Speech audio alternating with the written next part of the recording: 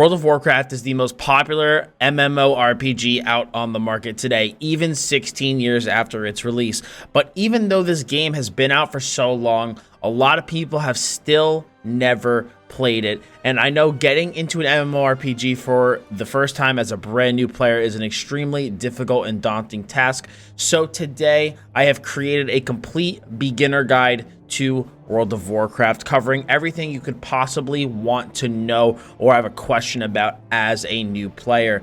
While a lot of other websites usually tend to cover a lot of the core mechanics for the various expansions and what you need to know for all of those systems, I do feel that there is a pretty big lack in terms of a guide that goes over the base mechanics to the game, the very first steps, and just how everything in World of Warcraft works at a base level. So today, this is what my guide is going to cover. As you guys can tell, this is a very, very long video, but it is meant to be watched in pieces as you need the information. But if you want to go ahead and tackle the whole guide so you know everything right off the start, you are free to. Time stamps to all the different sections are going to be in the description as well as pinned in the comments, so you guys can jump around the video as needed. But without further ado, let's get into Dots Gaming's World of Warcraft Complete Beginner Guide. This first section is going to cover the free trial, how to purchase the game, recruit a friend, and expansions. World of Warcraft runs off of a subscription model, which means that you do need to subscribe to the game in order to access it. But if you want to actually try the game before you subscribe to see if it's something that you like, you can simply do that by going to World of Warcraft's website and clicking the Play Free button. You're able to play World of Warcraft for free up to level 20 to see if it's something that you like. You can try out a bunch of different classes and stuff, but do keep in mind there will be some restrictions on your account since you do not have a full-fledged account. But if you do decide World of Warcraft is for me and I do want to play it, you do have to subscribe to gain access to everything. The good thing about World of Warcraft now compared to the way it was in the past, though, is that in order to gain access to basically everything except for the latest expansion or the latest content release, you just need to be subscribed to the game and you will have access to everything except for, like I said, the latest expansion.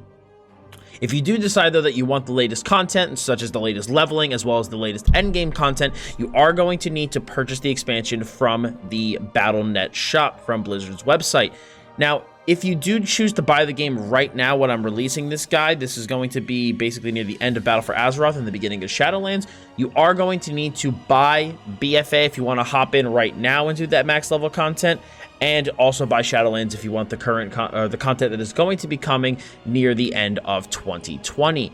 But once Shadowlands is released, more likely than not, Battle for Azeroth will be lumped into your subscription cost. So if you are watching this in a post-Shadowlands world, you will pretty much only need to purchase Shadowlands from the Blizzard shop to gain access to the rest of the content because, as I said, BFA will be lumped into your subscription. And moving past Shadowlands and beyond, the way that I imagine it's going to work based off of the new system of all past stuff being included in your subscription is that any expansions, when they're released, will become the content you need to purchase, and any previous expansions will automatically be bundled into your subscription cost. Now, along with your subscription, besides to World of Warcraft Retail, you will also gain access to WoW Classic if you want to play the game like it was back when it was originally created. Now, if you decide that you are a World of Warcraft player, but you want your friends to join the game, you can have them join through the Refer a Friend system, which can be done in-game by opening your friends list and clicking Recruit a Friend. And basically what you're able to do is you're able to send your friend a link by clicking the recruitment button, and that person can follow that link and join the game. Now, when they join the game using your link, you will get rewards every month for a year, and then after that, it will be every 3 months. And you can also get rewards from doing certain activities with your recruited friend inside of the game, and you guys will get access to some other features such as being able to port each other, increased experience, etc. Even though World of Warcraft does operate on the subscription model, it does still have a microtransaction shop, although the things that are available are different than games where this is their main payment model. If you want to access the shop, you simply can from in-game by hitting escape and clicking shop. Then from there, you have a wide variety of options of things you want to take a look at. It'll show you the featured item at the given time. You can get game upgrades to purchase the latest upgrade for any current expansions that are going to be released if you have one available to upgrade on your account. You can also see various account services such as character boostings, faction change for your character, race changing, character transfers to different realms, etc. Although some of these will require you to log out of the game since these do involve, you know, changing things about your character on the back end, so you can't be logged in on that character during that time. You can also purchase a WoW token if you want to, which you can sell on the auction house to other players for gold, where players can actually purchase this token with gold if they want it to give them 30 days of game time. So yes, theoretically, if you do make enough money in World of Warcraft, you can basically purchase your subscription with in-game gold. The microtransaction shop does also include mounts and pets, but with that being said, World of Warcraft has an extremely robust in-game pet and mount system, and the majority of pets and mounts can only be earned in-game, and the microtransaction shop does have a limited amount, but it has certain, you know, mount skins that if you do want to purchase them will only be available through the microtransaction store, with the same logic also applying to toys. And then there's also bundles from past expansions that have, you know, variety of deluxe edition items that you could have only gotten in the past, but they now bundle them and put them on the microtransaction store. World of Warcraft runs off of a realm system, which basically means there are various sub-servers that you can put your character on in the game. And as you can see, the list is pretty long. Now, you might be wondering, well, Dots, if I play on one server and my friend plays on another server, are we going to be able to play together? And the answer to that question is yes. World of Warcraft has a lot of cross-realm, aka cross-server technology that you are able to utilize if you want to play with your friends. If your friend is on one server but you guys still want to run a raid together or PvP together, you guys can still communicate to each other, invite your friends to groups, and still play together with some minor trade restrictions. But besides that, realm really only matters in terms of things like the in-game economy as well as guilds. But otherwise, there's like I said, there's so much cross-realm tech that you're able to play with each other across the various realms. The only restriction with playing with your friends is going to come from your factions, which I'm going to cover in this next section. This next section is going to cover character creation, factions, and the max level.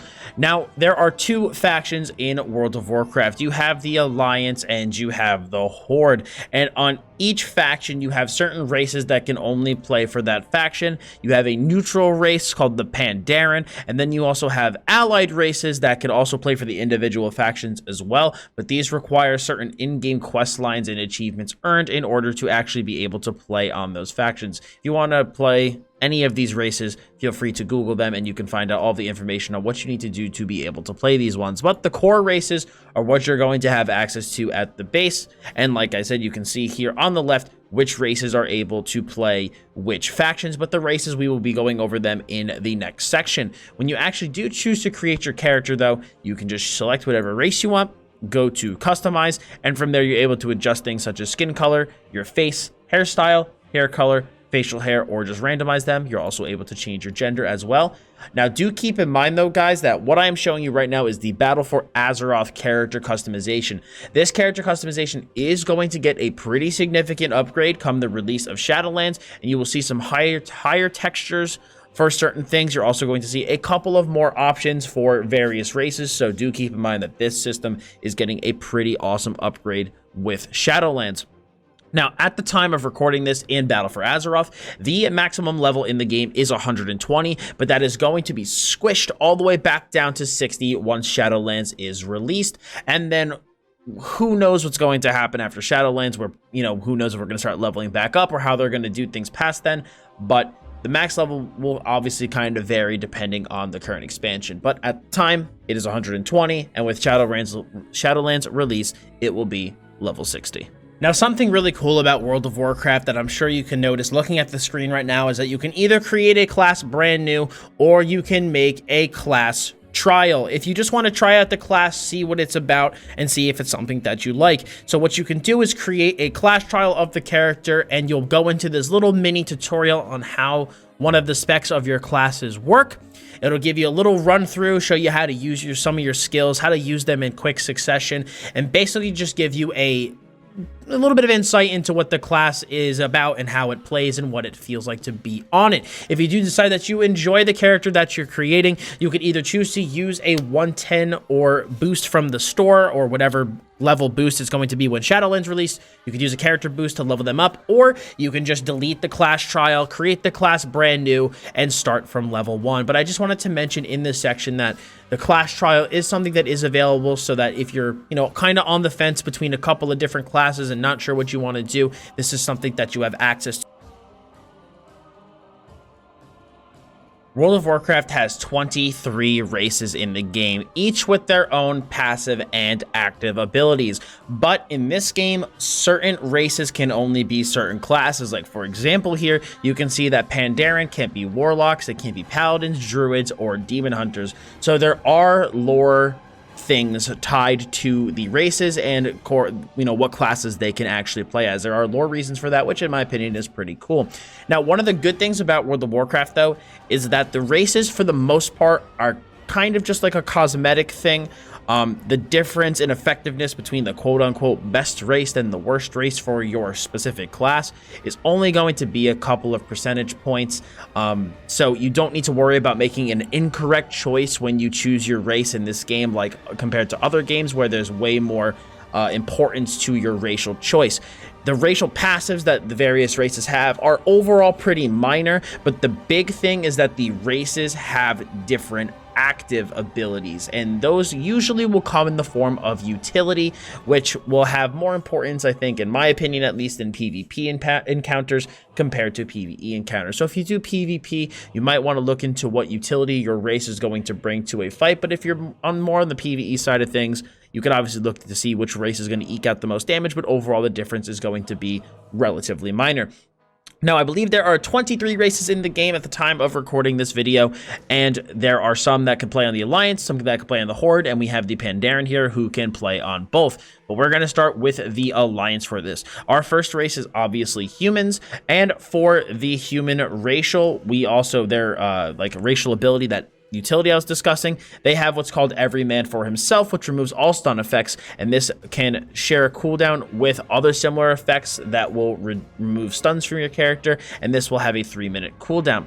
We also have dwarves that can play on the Alliance as well, and their racial skill is going to be Stone Form, which removes all poison, disease, curse, magic, and bleed effects, and reduces all physical damage taken by 10% for 8 seconds. The next race that we have are Night Elves, and the Night Elf racial is Shadow Meld, which allows them to basically slip into stealth, reducing the chance for enemies to detect their presence. It lasts until canceled or upon moving, and any threat is restored versus enemies in combat upon cancellation of this effect, but I will discuss threat at a later point in this guide. Our next race is going to be Gnomes, and the Gnomish racial is Escape Artist, which is on a 1-minute cooldown and allows them to escape the effects of any immobilization or movement speed reduction effect. We also have Draenei on the Alliance, and the Draenei racial is Gift of Nature, which allows them to heal themselves for 20% of their total health over 5 seconds. We also have the Worgen race, and you can see Worgen here in the background. You're kind of like a beast werewolf race, but you can also be a human outside of combat, which I think is pretty neat. And for Worgens, you have Darkflight, which will activate your true form, the power of your werewolf form, increasing your movement speed by 40% for 10 seconds. You also do have the Pandaren, which can play on either the Alliance or the Horde, and their racial is Quaking Palm, which allows you to strike the target with lightning speed, capping them for 4 seconds, but also disabling your attack to make sure that you do not break that type of crowd control, because it is breakable on damage. Now we're going to move ourselves into the allied races for the Alliance. I figure we'll go faction by faction here. And our first race that we have is the Void Elf. Now, the Void Elf's racial active is going to be Spatial Rift, which rips a rift in space and time, and reactivating this ability will allow you to teleport through the rift. So you can basically rip put rifts into certain locations and then activate them to teleport between them. The next race that we have is the Lightforged Draenei, which as you can tell is a different version of just the original Draenei. And for the Lightforged Draenei, we have the Light's Judgment passive, which allows you, or excuse me, active ability, which allows you to call down a strike of holy energy, dealing holy damage to enemies within 5 yards after 3 seconds. We also have Dark Iron Dwarves, and their racial ability is going to be Fireblood, which removes all poison, disease, curse, magic, and bleed effects. It increases your primary stat by a certain amount and an additional amount for each effect removed, lasting 8 seconds. So it's like a more offensive ability of the original Dwarves ability. We also have the Cultirans, which have the racial active of Haymaker, which allows them to wind up and unleash their might upon a foe, dealing physical damage and stunning them for 3 seconds and knocking them back a substantial range. And then the final race for the Alliance is going to be the Mecha Gnomes, which as you can tell are just a mechanical version of regular gnomes. And their racial active is going to be Hyper Organic Light Originator, which allows you to summon organic light to duplicates to distract your foes. So you basically get to summon like little clones of yourself to distract foes. And these clones will also taunt your enemies. So it could be something very interesting for something like a tank. Now, moving into the Horde, we have Orcs as our first race. And the Orc racial active is Blood Fury, which increases your attack power and spell power by a certain amount, lasting for 15 seconds. A very offensive racial. We also have the Undead, who have as their racial Will of the Forsaken to remove any charm, fear, and sleep effects, and this will share a 30-second cooldown with other similar effects. So it's very, very similar to the human racial every man for himself. We also have the Tauren race, the Mighty Tauren, and their racial is War Stomp, stuns up to 5 enemies within 8 yards for 2 seconds. We also have Trolls. And Trolls as a racial have Berserking, increasing their melee range and spell haste by 15% for 10 seconds. We'll go over what some of these stats mean in a later section, but just a quick shout out to haste. Haste just has to do with something like casting speed, the speed of your global cooldown, and things that just affect your speed in combat. We also have Blood Elves, and the Blood Elf racial is going to be Arcane Torrent, which removes 1 beneficial effect from all enemies within 8 yards and restores a portion of your class's resource. We also have Goblins, and Goblins have Rocket Jump, which allows them to activate their Rocket Belt to jump forward a distance. Now, the Horde ally races, the first one that we have is the Nightborn, and the Nightborn racial is going to be Arcane Pulse, which deals arcane damage to nearby enemies and reduces their movement speed by 50%, and this lasts for 12 seconds.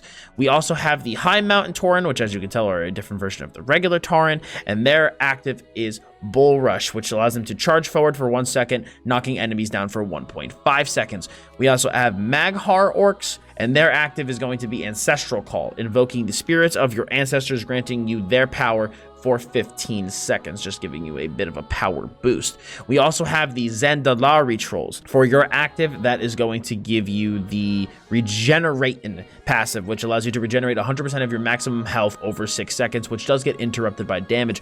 Now, they also do have a couple of other actives that I want to point out. They also have Pterodactyl Swoop, which reduces their falling speed for 2 minutes, and they have a really, really cool passive ability that no other really race has, and it's called Embrace of the Loa. And basically what you're able to do is you're able to interact with different Loa shrines around the world to give your character a different passive bonus based off of what you want. And I think that's a really, really cool feature, so I did just want to mention it here. And you can find the list of passives online if you do a quick search for them.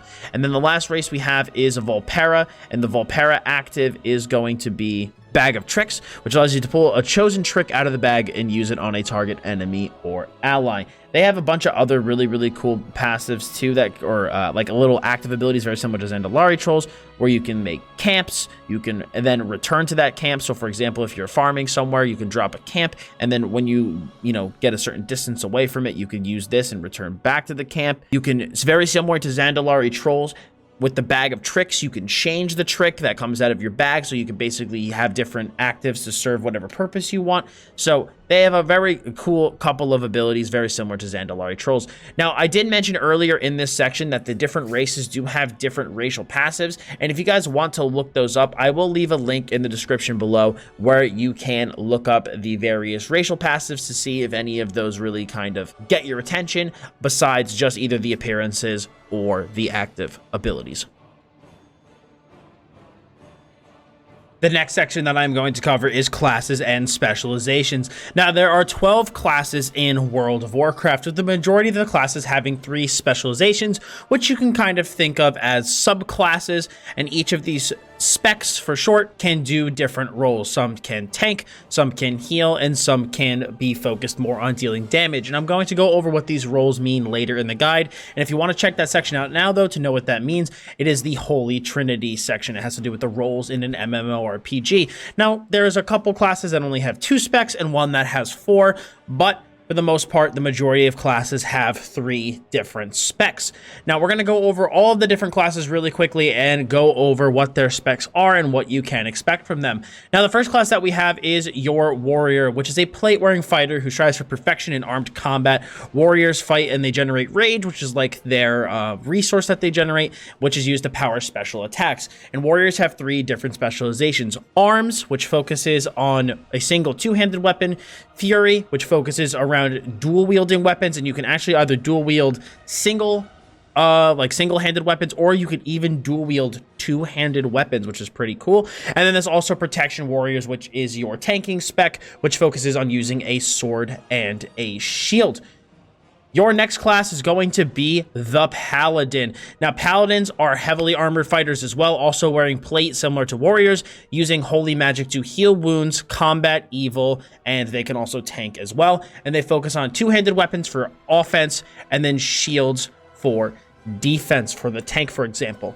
Now, there are the 3 different specs are Holy, which is the healing spec, which invokes the powers of light to heal and protect allies, vanquish evil from the darkest corners of the world, and your preferred weapons are going to be a sword and shield. With Warrior, the two 2-handed weapon specs, so Fury and Arms are DPS specs, with Protection being a tank spec. But with Paladin, Holy is going to be the healing spec, and for the tank spec, you're going to have Protection, where you're going to use your holy magic to shield and defend yourself, again, using a sword and board. And then for Retribution Paladins, that's going to be your offensive damage dealing Paladins, who use holy magic for their offensive capabilities and have a ton of utility to bring to a team, since these are what's called a hybrid. What you're going to notice is that classes that also have the ability to heal are known as hybrids when it comes to their offensive specs, simply because they're able to do more than just simply deal damage. They're able to bring other heals and utility that come to the class at a base level, because all of the classes, for example, have base spells that all of these specializations have access to, with the specialization or the quote-unquote subclass giving you access to a more specialized set of abilities. The reason I'm kind of choosing to go over this now with Paladin is because Paladin is the first, hybrid, quote-unquote, that we're covering in this list, so I figured it would be a good time to explain this information now. But again, Retribution Paladins, 2-handed damage dealers, tons of utility and offensive capability. Now, our next class that we have is the Hunter. Hunters are at home in the wilderness and have a special affinity to beasts. They rely on their weaponry and their pet to deal damage. And in terms of your 3 specializations, you have a Beast Mastery Hunter, which places a lot of focus on the pet itself, and you will be playing this as a range play style. You also have Marksmanship Hunter, which puts more of the focus on you as the ranged damage dealer, putting more of the damage on yourself. And then finally, you have a Survival Hunter, which actually turns the class into a melee specialization, focusing on explosives, animal venom, and coordinating attacks with their pet. So if you want to play the Hunter more like a melee play style, Survival is going to be for you. The next class that we have, of course, is our Rogue, our stereotypical stealthy damage dealer. Rogues serve as assassins or scouts, though some are lone wolves as well. Rogues can often sneak around enemies or attack an opponent from behind, finishing them quickly. Now, rogues have 3 different offensive specializations. So Hunter had 3, as you can tell, 3 damage dealing specs. Rogue also has 3 damage dealing specs.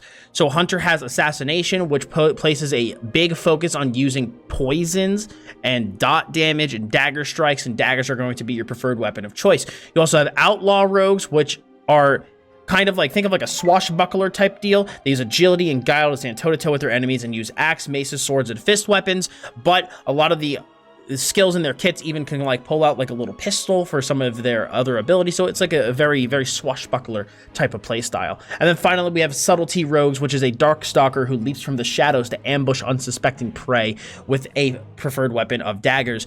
So You might be wondering, like, well, what's the difference between assassination and subtlety? Subtlety is more focused around, think about crowd control, like stunning opponents and big burst windows, while since assassination has more of a dot damage focus, it tends to have a little bit more sustained pressure.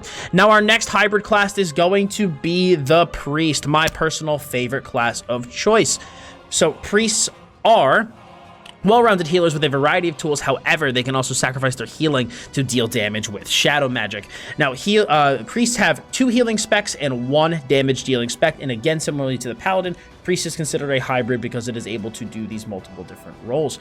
So you have a disciplined priest, which uses a magic to shield allies from taking damage as well as heal their wounds, and their preferred weapons are staff, wand, dagger, and mace. Now, a little cool note about disc priests, though, disc is short for discipline, that disciplined priests kind of have a very interesting playstyle where a lot of their skills actually heal their allies while the priest is dealing damage. So if you want this like offensive healer hybrid type deal, then Disc Priest is really going to be good for you. Puts a lot of focus on damage shields though, as opposed to raw healing, so that is something to keep in mind. We also have Holy Priests, which are a versatile healer who can reverse damage on individuals or groups and even heal from beyond the grave. So when you die, you turn into this huge archangel that heals your allies still, and you can continue to heal your allies. So preferred weapons though are staff, wand, dagger, and mace. So you're going to, this is just a stereotypical healer and what you would expect from a priest. Now, Shadow Priest, my personal favorite, uses sinister shadow magic and terrifying void magic to eradicate enemies. Now, Shadow Priests are damage over time focus. That is their main primary focus. They do a lot of dot pressure, a lot of consistent overtime pressure, but the good thing is that they also bring a ton of utility and off healing from that base priest kit. So if you like the combination of dot damage as well as being able to have a boatload of utility, then Shadow Priest is going to be for you.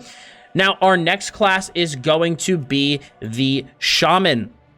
Now, Shamans use the power of the elements to enhance their weapon damage or spells, and Shamans can summon totems in combat, small objects that disable enemies, heal, or cause damage to enemies. Now, your 3 specs for Shaman, you have 2 damage dealing specs and 1 healing spec. You have Elemental Shaman, which basically uses the power of the elements from afar, so you basically turn into a ranged spellcaster. Enhancement Shamans, you become more melee focused and you use them up close. And then Restoration Shaman is your healer spec, where you use the healing powers of water to mend allies' wounds, which is really, really cool. Shamans have a lot of utility via the totems and other skills in their base kit. So if you really want the power of the elements, Shaman is going to be the perfect class for you. Now we have the all-powerful Mage in World of Warcraft. Mages are the iconic magic users of Azeroth who learn their craft through intense research and study. They make up for their light armor with a potent array of offensive and defensive spells. Now, the Mage has 3 DPS specs. It's not a pure like the Shaman and the Priest. It is a purely offensive class. This is not a hybrid like the Shaman or the Priest. It's a purely offensive class. So you have 3 specs again. Arcane, so you can manipulate raw arcane magic, destroying enemies with overwhelming power. Again, preferred weapons is staffs, wands, daggers, and swords. You have Fire magic, which again, pretty self-explanatory. You focus more on the fire. And then you have Frost, where you put more of a focus on frost magic. I totally also realized I did stop going over the armor types. Warrior, Paladin are in plate. Hunter is in mail. Rogues are in leather. Priests are in light armor. Shamans are in mail. Mages are in light armor. Now, for our next light armor class, we also have the Warlock. Warlocks cast fire or shadow magic to damage, drain, and curse their enemies, and they summon demons as servants. And again, this is a triple DPS class, so we have 3 offensive specs, with the first one being Affliction, a master of shadow magic who specializes in draining and damage over time skills. So with a weapon choice of staff, wands, daggers, and swords.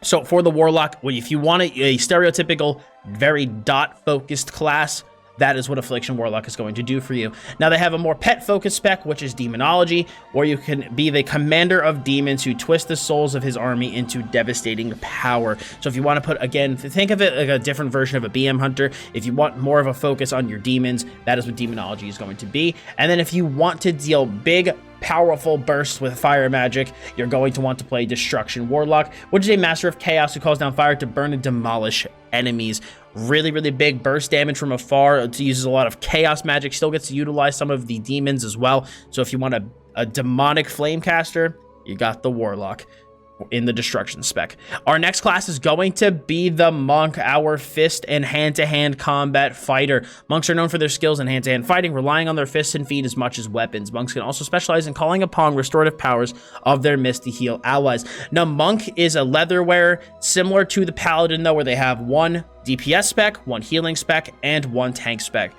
The Brewmaster is going to be our tank, who is a sturdy brawler who uses unpredictable movement and mystical brews to avoid damage and protect allies. We also have Mistweaver Monk, which is a healer who masters the mysterious art of manipulating life energies aided by the wisdom of the Jade Serpent. And then finally, we have Windwalker, who is a martial artist without peer who pummels foes with hands and fists. Now, the cool thing about monks is if you like a really, really highly mobile class, monk is going to be one of your favorites. The healer, the DPS specs, and the tank, all extremely offensive. You have preferred weapons are staves and pole arms for the most part. You could also use as Windwalker fists, axes, maces, and swords. But if you want to feel like a true martial artist, the monk is going to be the class for you. Our next class is the druid, the only class in the game with 4 specializations. The druid can pretty much do just about everything. So if you're not really sure what you want to do in game, druid's going to be a really good class for you to choose because they have a range DPS spec, a melee DPS spec, a tank, and a healer spec. So they could really do just about everything.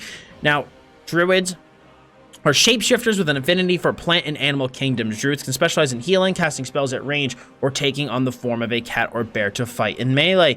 Our 4 specializations, though, are balance. Balance is the first one and is going to be our range spec, and you can shapeshift into a powerful moonkin, balancing the power of arcane and nature magic to destroy enemies.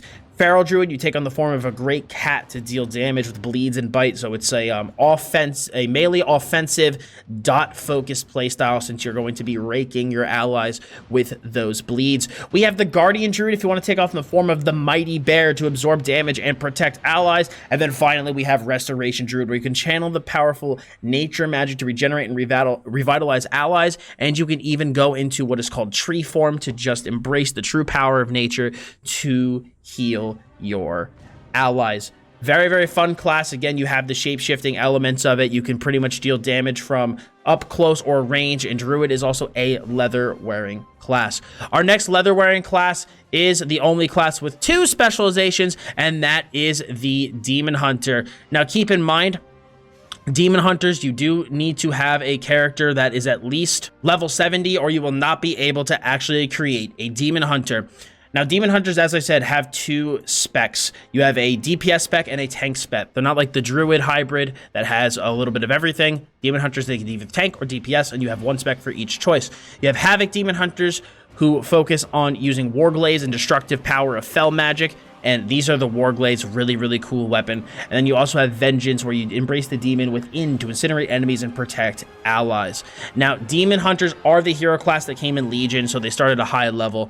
And Demon Hunters are dark outcasts that use forbidden demonic magic to hunt and kill their enemies. They are the followers of Illidan, Stormrage, and if you want a highly mobile, pretty straightforward class to play, Demon Hunter is going to be for you. Now, the final class is our other hero class that they are the ex-followers of Arthas the Lich King, and that is the Death Knight. The Death Knight is starts at a high level as well, similarly to the Demon Hunter, not as high though. Death Knights are a melee class, plate-wearing melee class that focuses on damage using disease and dark magic, but they can tank as well. They are not just pure damage dealers. For the tank spec, we do have the Blood DK, a Dark Guardian who manipulates and corrupts life energy to sustain themselves in the face of enemy onslaught. And then we have 2 offensive specs. One uses a pet and one does not. We have the Frost DK, which is an icy harbinger of doom, channeling runic power, which is your sub-resource, delivering vicious weapon strikes. And you can either be 2-handed going into Shadowlands or dual wield. Unholy, who is also dual wield, or excuse me, also 2-handed, is the Master of Death and Decay, so if you like a focus on dot damage, Unholy is going to be for you. Spreading infection and controlling undead minions to do their bidding, so Unholy is also a very pet-focused class, so that is something to keep in mind. Also, Blood DKs do tank with a 2-handed weapon as well, which is something to keep in mind. They do not tank with a sword and shield, like warriors and paladins. they tank with a two-handed weapon. So I know this section was a little bit longer, but I really wanted to go over all of the classes in WoW and kind of go over their specializations, aka their subclasses, just so that when you guys do get started, you can have a better idea of what all the classes have to offer and make a really good informed first choice on who you want your first character to be. For this next part of the guide, we are going to go over the interface in World of Warcraft. And with any MMO, the interface can be something that's really daunting at first when you look at it, which is why the section might be a little bit longer, because I really want to try to go over all the different pieces of the UI so you truly understand what each piece does and aren't confused when you're looking at it. I am running some add-ons on World of Warcraft, which, for those of you who don't know what an add-on is, it's basically exactly what it sounds like. It's something that you can add on to your game to either have additional functionality, change the appearance of something to be a little bit more likable to you, etc. I am running some, but in general, my UI isn't that different from the base, so when you do log in, it will look pretty similar to mine. So don't be concerned that yours is going to look totally different than what I have. So to start with going over these things, though, we are going to start at the top left, move to the top right, and then go down into everything else like the menus and whatnot. And the first thing we have is our character portrait here. This is going to show you your character's name, a picture of them, their level, your health, and any resources. Now, if you want to target someone, though, you would just simply go and click on them. Now, when you click on them, you'll also be able to see their health, their resource, and a picture of them, as well as their level. The gold dragon means that it's an elite enemy, and if it's a gray dragon, it means it's an elite rare enemy, so they're a little more challenging to find. Now, let's say you're in a fight or something and you want to keep track of what a certain monster is doing, or if you're in PvP and you want to keep an eye on a certain enemy player, you can do what is called set them as your focus. So basically what you just do is right click your character, or excuse me, your target pane, and you can do set focus. From there, it just sets them as a focus target for you, so you're always kind of able to keep an eye on what they're doing. So let's say I decide to target somebody else instead, I'm able to still see what my focus target is doing, even though I'm physically targeting somebody else. So just something good to keep in mind for when you are playing. And if you ever want to clear this focus, you can just simply right click and do clear focus. Now, besides your target frames, which at the base are going to appear here at the top left, and if you do want to move them, you can just right click and do move frame, and you can unlock and move them to wherever you'd like. Moving to the top right, we have our buffs. These are our buffs at the top right here, so you can see any buffs currently running on your character, and a buff is basically a beneficial effect that your character has. Now, let's say there is a certain buff on your character that you don't want to be on your character anymore. You would simply hover your mouse over it, right-click it, and then it will take it off of your character. Any debuffs on your character, which are negative effects, are going to appear right here to the left of your mini-map, and you'll be able to see them listed here, their durations, and what their effects are. Now, a lot of the icons surrounding my mini-map are from add-ons, so you can basically ignore these three right here. I just want to focus on the calendar and the tracking. So the mini-map, as you can see here, is going to show where I am. You can see the arrow here, and then a bunch of icons that I have set around me. And the way that you set those icons is by clicking the magnifying glass here, and from there you're able to check certain boxes to see, highlight anything you particularly want. You could also go to the list of townsfolk and see what townsfolk you want to highlight as well. And if you want to always know where, let's say, a repair person is, you could go over here and you could click repair so that it always shows you where a blacksmith is whenever you go into a city. So just something to keep in mind when you are looking at your minimap. If you want to zoom in or out, you can click the plus or minus sign. And WoW also does sport an in-game calendar. So you can go to the calendar and your guild can set events here. You can see where certain world events for World of Warcraft are happening, and basically just sign up and schedule things here on the in-game calendar, which is really, really nice. Now, if you want to access your map, you can either click this little icon in the top right or click your map keybind, which at a default is M, which allows you to bring up your mini map and take a look at it. Now, the good thing is that your map shows your quest log here on the right, showing you, where maybe any quests will be located on your map, and it will also show you the kind of sub areas where you are. So this is the world. You can go, let's say, drill down to Azeroth, Zandalar, Zuldazar, and then from here, again, you can see all these different places. You can click the drop-down menus and go to different places if you would like, but it just kind of shows you like a little, let's say, like a file organizer of where you are in the world, so to speak. Right-click zooms you out, and left click zooms you in. And you can, like I said, see all of your quest progress here on the right. You could also, if you'd like to, just click your quest log down here or use that icon, but again, it will bring up the world map and put your quest log here on the right. Now, besides the minimap, we do have our quests here, so you can, either hide that or show them if you would want to. Now, a question mark means that the quest is complete and needs to be turned in. Otherwise, it'll just show, let's say for this quest, right, I need to get 2 torn pages of Final Truth. So it won't show as done yet. Now, if you do look here on the mini-map, the exclamation point means that there is a quest that needs to be gathered. So I could go over to that quest and gather it. A orange quest typically means it's a story quest. A yellow quest means it's just a regular quest. And a blue quest means it is a daily or even a weekly. The orange can typically mean it's like more related to like the expansion. So normally the orange, for example, I'm in Battle for Azeroth recording this, so that orange quest marker has to do with something related to my necklace, which is a specific Battle for Azeroth item. So just kind of something to keep in mind with the orange exclamation points. Now from there, we have our ability bar. So at a base, you're going to have the ability bars down here. I expanded them to include extra ability slots because I needed them. And you could also see your keybinds here. Now I'm going to go over combat in a little bit. Just kind of explaining what all these buttons, kind of do and your goals with them. But in general, these are where all of your ability bindings are. So by clicking certain keys or clicking the skill itself with my mouse, I'm able to have those skills go off. And if I do use a skill, for example, it will show the cooldown on how much, when I could use that skill again. So just something to keep in mind when you're looking at your skill bar. You can also make it so that your skills are locked to your skill bar. So if I try to click and drag it off, I won't be able to. And instead, I'll have to hold shift to click and drag it off. Now, something really cool, though, about skills is that if you do want to have them target yourself, I know this is kind of like a little bit out of the way. If you ever want to have them target yourself, you can set a keybind in your settings.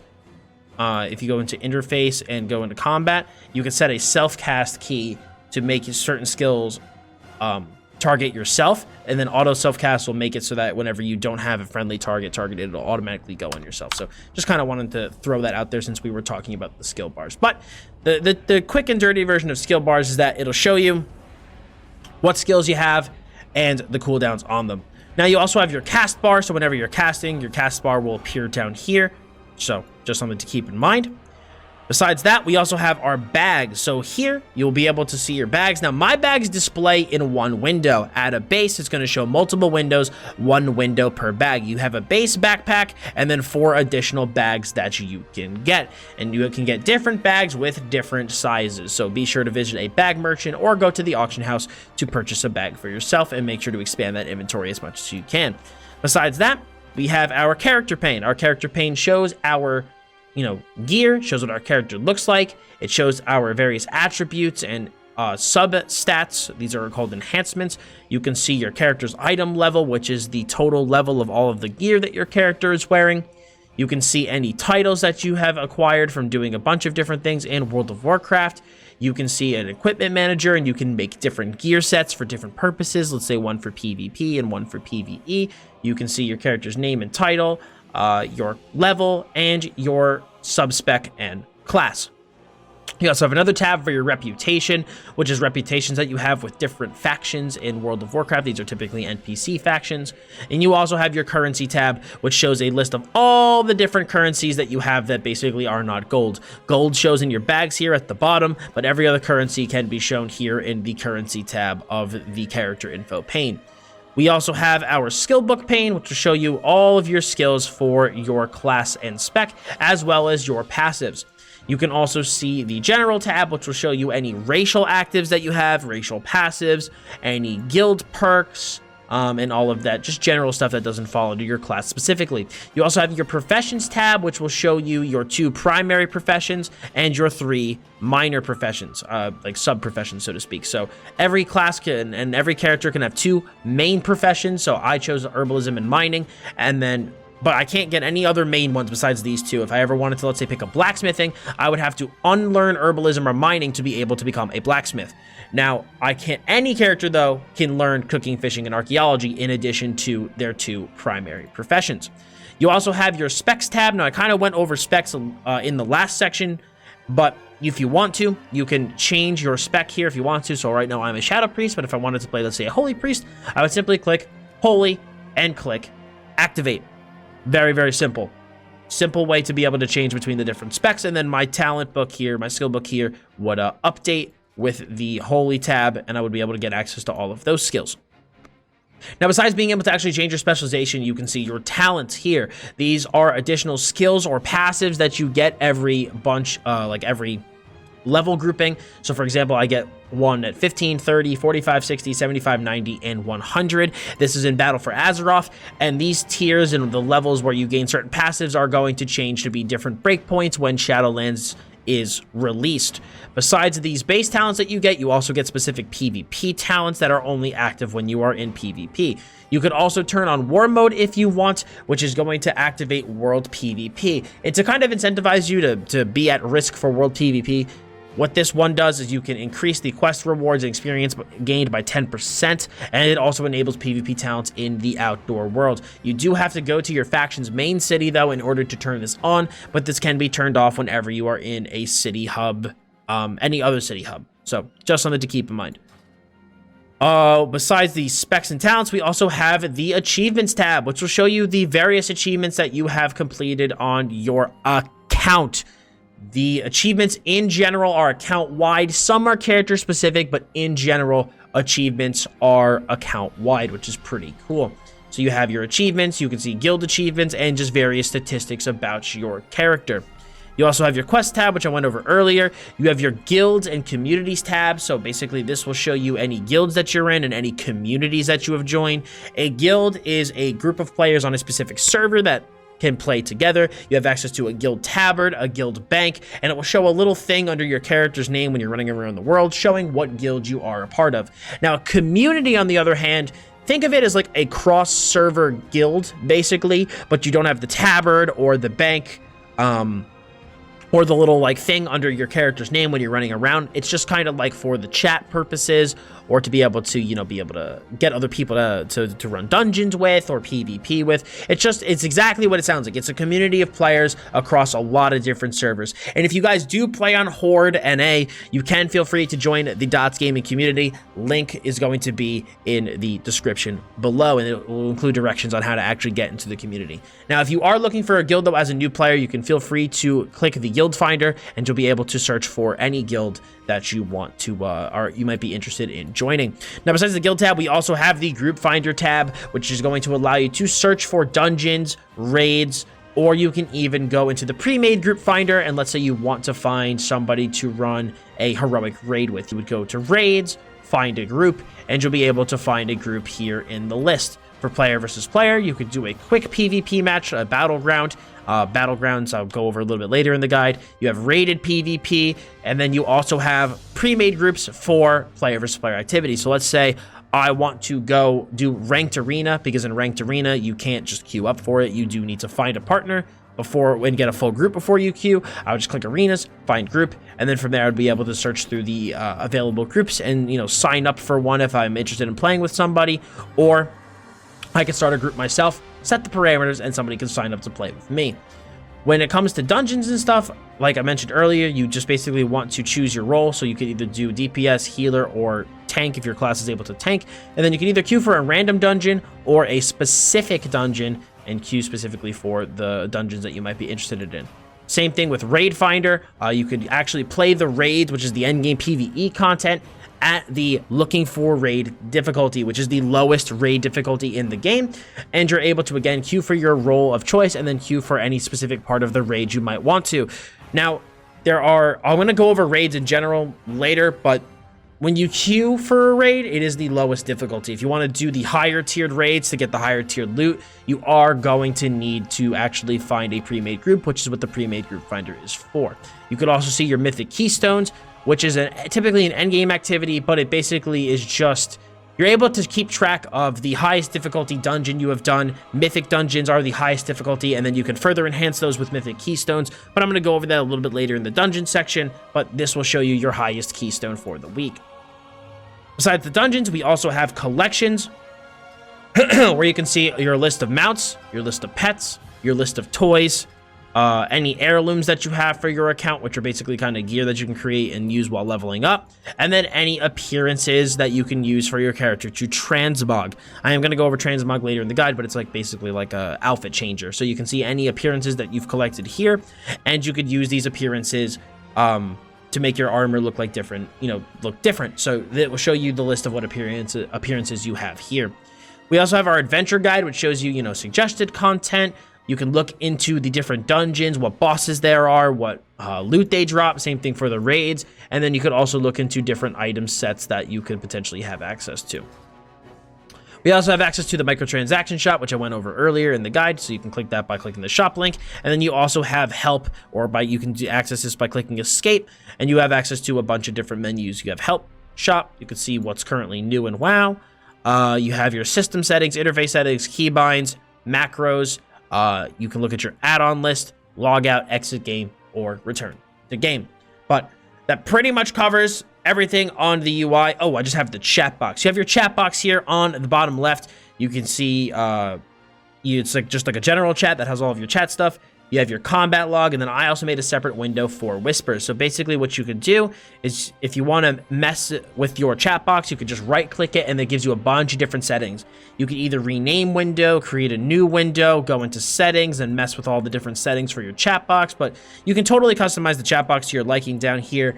But at a base, you're just going to have the general, which is going to have all of your various chats in it, and then your combat log. So you can see what actions you've taken and what actions have specifically happened to you. So let's say you get killed by something and you're not sure what killed you. You can go and look through the combat log. But one more thing that I do want to mention with the chat box is the general chat windows and what you can expect when you want to type to other people. So if you do /1, that'll be your area's general chat. /2, if you're in a major city, will give you the trade chat, which spans across all major cities.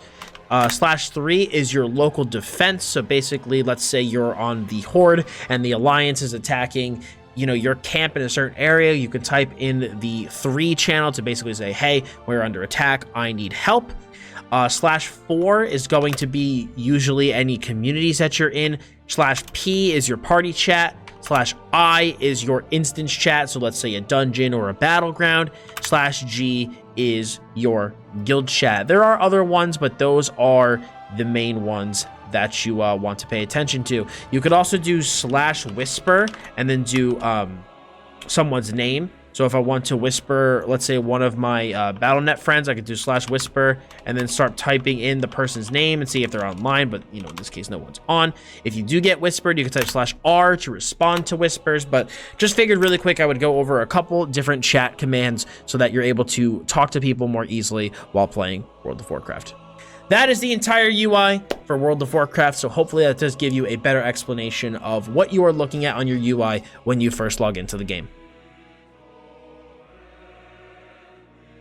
The next section that I am going to go over really quickly is add-ons. Now, as I mentioned in the last section, add-ons are things that you can add on to the game to add additional functionality to the game or change your game's appearance. Now, I'm going to make a separate guide covering my specific add-ons, my settings for the add-ons, and how my entire UI looks like, and what my entire UI looks like, and like kind of how to, duplicate what I have. But if you are interested in installing add-ons, you can technically install them manually, but there's a much easier way to do it. And what I would do is download the Twitch app to your desktop or your laptop and use the Twitch app to download and manage all of your add-ons. So basically what you're going to want to do is you're going to want to download the Twitch app. You're going to want to click the mods tab. And from there, you're going to be able to see the list of add-ons for your specific game. So you can click World of Warcraft and you could see what add-ons you have installed, or click get more add-ons to search through a variety of add-ons that you can get for World of Warcraft and install for yourself to make your user interface look however you want it to look.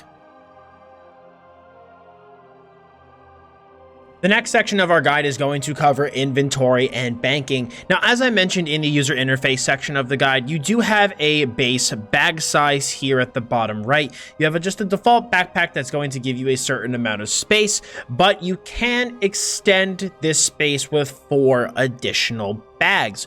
And basically, as long as you purchase a bag from either an auction house or from a bag vendor, you're able to get additional bags. So as you can see, I have 4 30 slot bags here, which add an additional 120 slots to my inventory. I also do use the Bagnon add-on to put them all into one window, which I find extremely helpful. So this just is a way to get additional inventory on your character.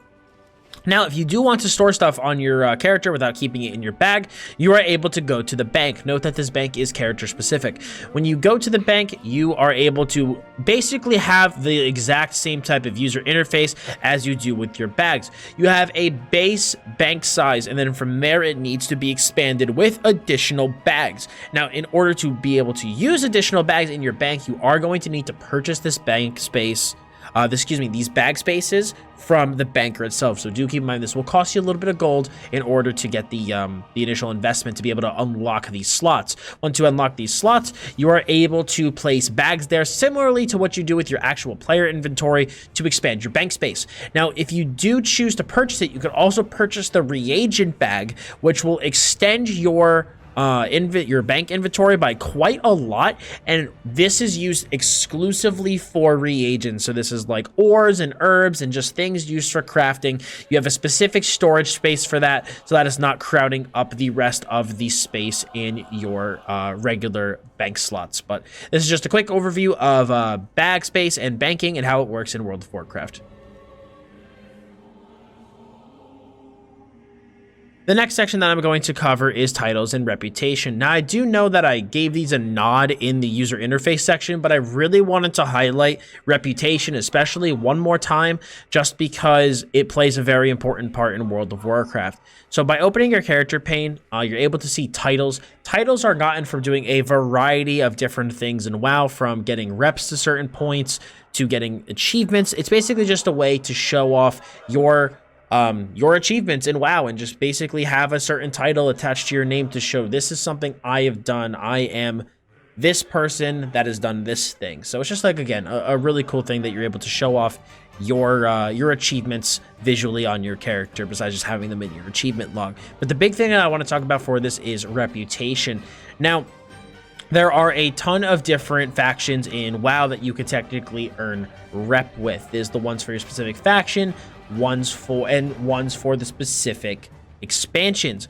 Now, getting these reputations high is very, very important for a lot of different things, and sometimes certain character progression does require you to grind reputation with a certain faction in order to get certain things that you might want. And reputation is just kind of how a faction looks at you. Are you just very friendly with them? Are you revered by them? Are you just a champion of their cause? Or are you exalted and do they just appreciate everything that you've done for them? Basically the TLDR is, have you grinded enough quests and done enough things for that faction to have them like you enough to be able to get the things that you want?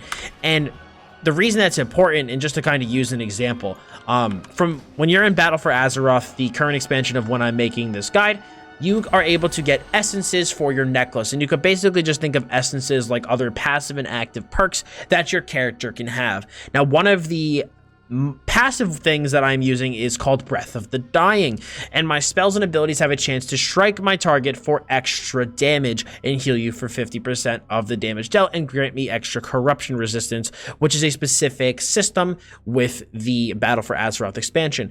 I'm just using this as an example to show why rep is important. If I want to get the next rank of this skill, of this essence, and make it better, I need to be revered with the Uldum Accord so that I can come to the Uldum Accord Quartermaster, interact with them, and actually purchase the token of Death's Glee, which will give me the rank up for the essence that I need. There's also a different achievement that is called Pathfinder, which will generally allow you to fly in the current expansion, where a lot of times you need to have certain reputations grinded up to a certain level, a certain point, so that you're actually able to fly in those specific zones. So paying attention to your reputation with certain factions and groups is really, really important, just so that you can, be able to do certain things or purchase certain things that you may want to get. And how you actually increase and improve these reputations with different factions is going to depend on the faction, is going to depend on many different things. So feel free to give your faction a quick Google search if you want to see how to improve your reputation with them. The next portion of this guide is going to cover key binding and movement, and while I do plan on releasing a standalone guide to cover this, I do want to give it a shout out here in the complete beginner guide, just so that if you do watch this video, you understand how to start off in the game with good key binding and movement habits. So for those of you who might not know anything with this, what is key binding? Key binding is simply assigning your keys to do certain actions. So for example, M is your default map keybind. You know, that is what a keybind is. You press your key and something occurs.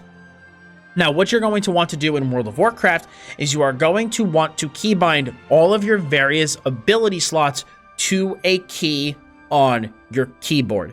Although you can technically use your mouse to left click the skills and have them go off, it is infinitely more efficient to keybind your skills to keys. It is just so much quicker. It is a good habit to develop. You will 100% of the time be more efficient than somebody who clicks the skills. You're just able to react faster, do things faster, have quicker access to everything. It is just the best way to go about doing it. Now, in addition to actually key binding all of your ability skills, I also do recommend changing the way you move as a default. So when you default, start playing World of Warcraft, you're going to have your W key moves you forward, your AD is going to turn you to the left, your D key is going to turn you to the right, and your S key is going to have you backpedal. Now, in my opinion, you are going to want to change this, as if you can see, when you make actually keyboard turn with the keys, the arc is pretty wide with how you turn. But if you, for example, were to mouse turn, I mean, you can move as fast as you can shake your mouse, so you're able to more easily actually turn your character and move your character in the direction that you want to go. So what I would recommend doing in terms of movement keybinds is I would use W to move forward, A to move left, or to strafe left rather, D to straight right, and use your hold down right click to actually turn your character. I know some people have a lot of really weird movement keybinds with how they choose to do it, but I think that just using WAD is a really, really easy way to learn into how to properly move in WoW without totally reinventing how you think about actually moving in a video game, especially, an MMO. So that is how I would recommend changing your movement. And again, like I said, reason you want to do that is just because it allows you to move around way more efficiently than if you are keyboard turning. I mean, look how much faster I'm able to jump around and still continue in a straight line by doing a 360 turn. But if I was keyboard turning, I can maybe go 45 degrees in a single jump, so it just allows you to move your character around much more quickly and much more efficiently. Now, in terms of how to actually keybind your skills, though, I know you're probably looking at my bars and going, Dots, you have a lot of skills. I don't really know, how am I supposed to keybind that? One thing that will absolutely help, and I will leave a link to it in the description below, is you could absolutely get an MMO mouse. I personally don't play WoW without one. I use a Razer Naga Trinity myself. I will leave a affiliate link in the description below if you want to support the channel and pick one up for yourself. I typically use that for my arena targeting. That's typically what I have on my mouse. So I have my mouse do all of my targeting, and my left hand on my keyboard do all of my skills. That has just been an effective way that works for me. Again, you develop your own systems, but that is what works for me. I'll typically then use 1 through 5 as my primary skills that I use all the time. And then again, you have to develop your own system. So I usually use Q for my stuns, E for my interrupts or silences. I'll use F if I have another CC. T is always my execute. Shift 1 through Shift 5 are always big cooldowns that I have in the game. So basically, cooldowns are skills that will go on.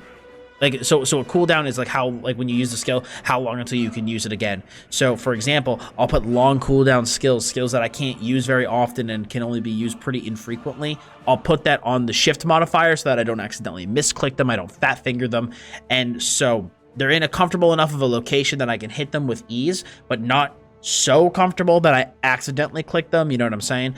So you need to just develop your own systems, and typically the way that I did it is that I used all of the keys that surrounded my movement keys. So I have 1 through 5, Q, E, R, T, S, F, G, Z, X, C, and V, and then I think I said G, and then I also use 6, and then I shift modify all of those with the exception of 6. I don't shift modify 6, and then because that's a huge reach for me. And then I use tilde to do my mount, and then I do shift space for my flying mount. So again, you develop your own systems, but I do recommend setting up yourself some keybinds pretty early on. think of a system and how you kind of want to do it. If you want to pause the video and take a look at how I have my keybinds, you could absolutely copy my system if you'd like to. But I would recommend keybinding from your very early days in WoW, because I remember when I first started playing World of Warcraft, I keyboard turned and clicked all my skills. And when I started playing Arena with one of my friends and he started to teach me how to actually keybind and move properly, I had to unlearn a lot of my bad old habits in order to actually start doing it properly. But if you start playing properly with your movement and keybinds from day one, you are going to develop good habits, and you're going to be able to learn how to be more efficient much more quickly than someone who doesn't do it properly. The next thing that I am going to cover is macros. Macros are basically like custom skills that you can kind of write yourself. So for example, well, what you do is you just hit escape, you click macros. You have general macros that are across your entire account, or specific macros for your character. Now I'm just gonna go over, I'm gonna make a separate guide for macros eventually, because you can get pretty deep with these, but I'm just gonna kind of give you a rough idea of what some macros can do. Now the most common macro that you will typically see when playing World of Warcraft is a focus macro. Focus macros are probably your like I said, the most common ones you'll see. So for example, I have a focus silence. Now I did go over what a focus target is in the user interface section, so if you haven't, I would go give that a watch. Now what my focus silence will do is it will cast silence at my focus target. So what I'm able to do is I'm able to do, pound show tooltip silence. So it will show the tooltip for my silence. I hit enter, I do /cast, target equals focus, space silence, and I use the brackets. Now the thing is, like, let's say I'm trying to silence this guy right here, Jahi, right? If I'm trying to silence him, let's say I have him focused. Now what I would need to do while playing is I would need to, let's say I'll go, okay, he needs to be silenced. I would need to click him and then click my regular silence keybind. Okay, and let's say I was attacking this moth right here, right? And I wanted to attack him, but I noticed Jahi was casting a skill. Well, like I said, I'd have to change target to Jahi, cast the silence, and then change back to the moth. As you can see, there's a couple steps in that process. But if I have a macro that just automatically casts the silence at the focus target, I can just, with the click of a button, hit Shift E, and without dropping my target, without changing anything, I am able to instantaneously silence my focus target. So that is what macros are really, really good for.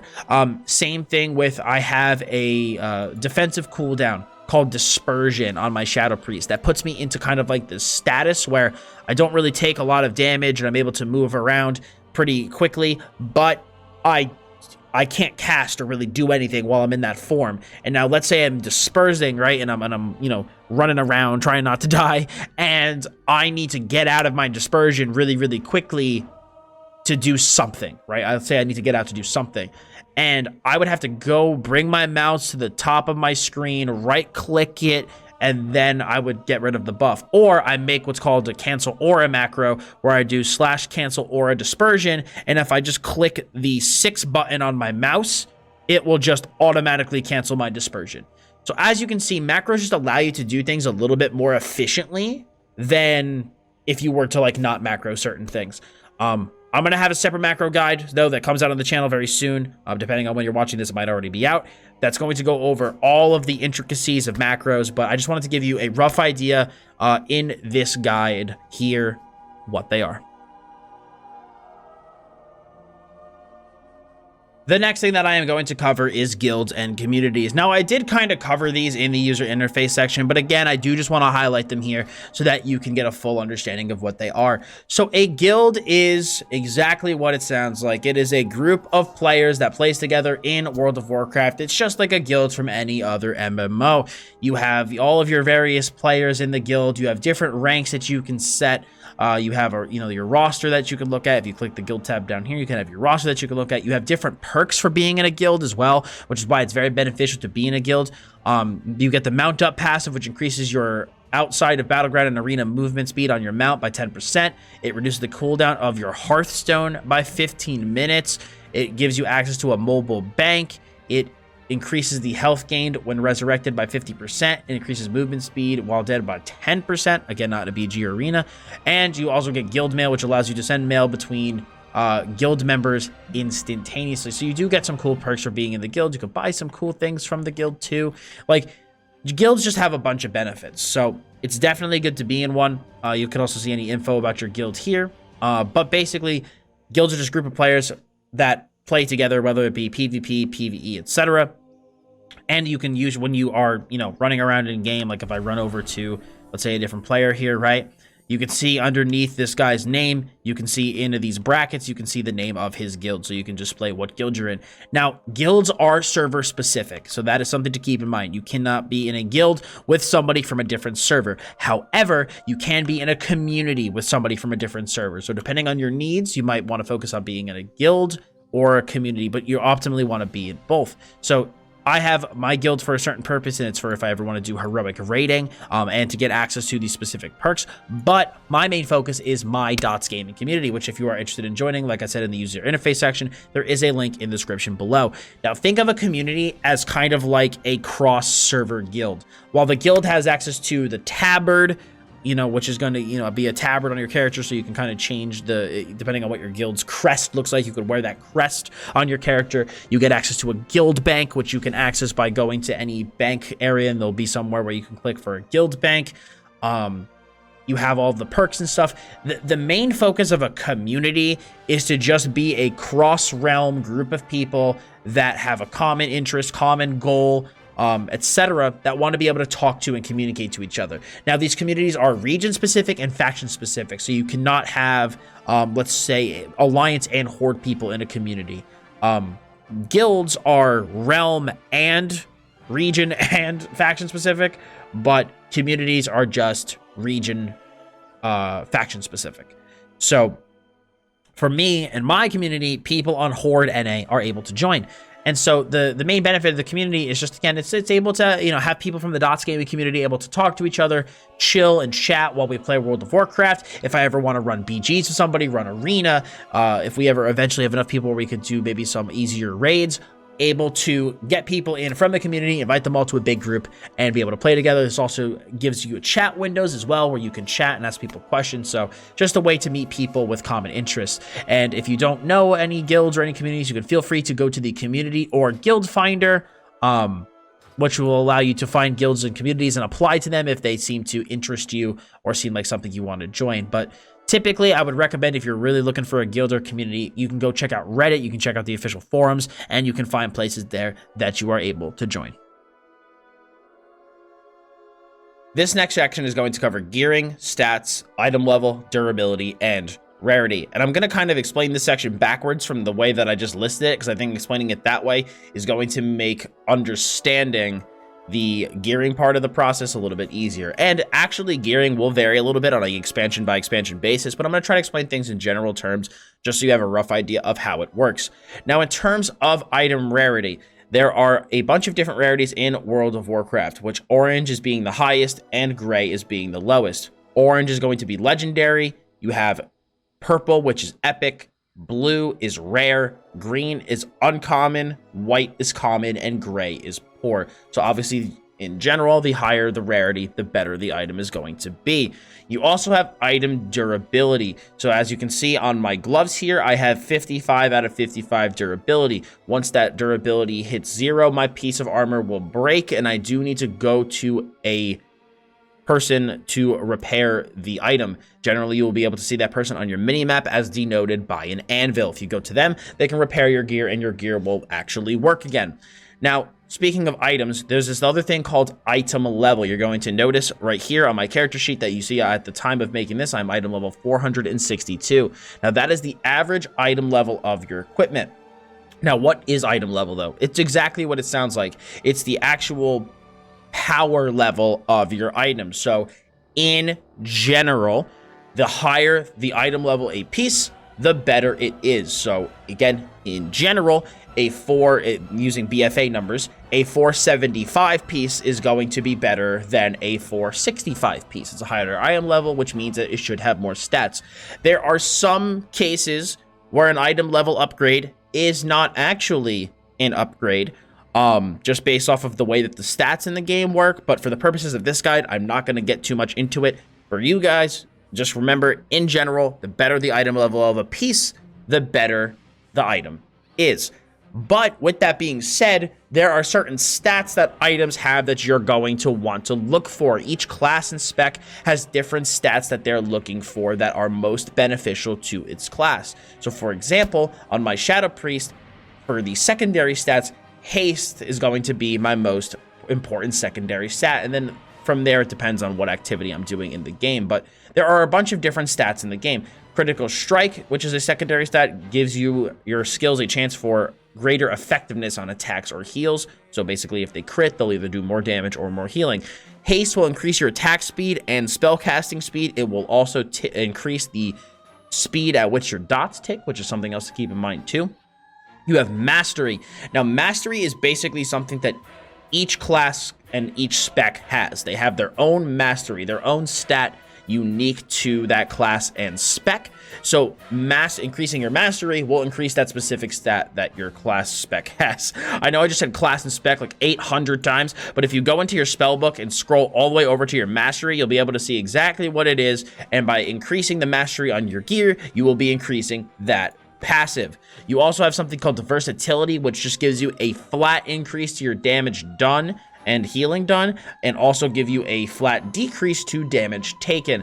And then the final stat is going to be Leech, which returns a portion of your damage and returns a portion of your damage and healing as additional healing to you.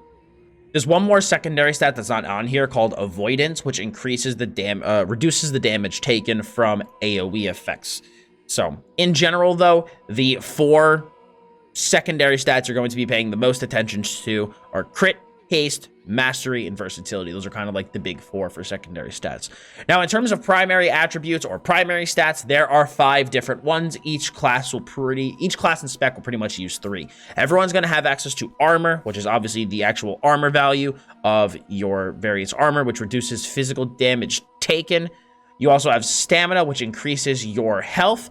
And then the final stat is going to vary based off of your class and spec. In general, magical users will use intellect. Intellect is the stat that increases the potency of spell attacks. For plate wearers, you will use strength, which is going to increase the damage that your skills do. And then for any mail or leather wearing melee or physical damage dealer, you will use something called agility, which is like, again, so strength is for plate wearers, but agility is for mail and leather physical damage dealers. So hopefully that clears that up. So again, if you're a magical user, you'll be looking for intellect, plate wearer is strength, and everybody else is agility. So those are just what your stats are going to look like for your various gear pieces. We've also gone over durability and rarity.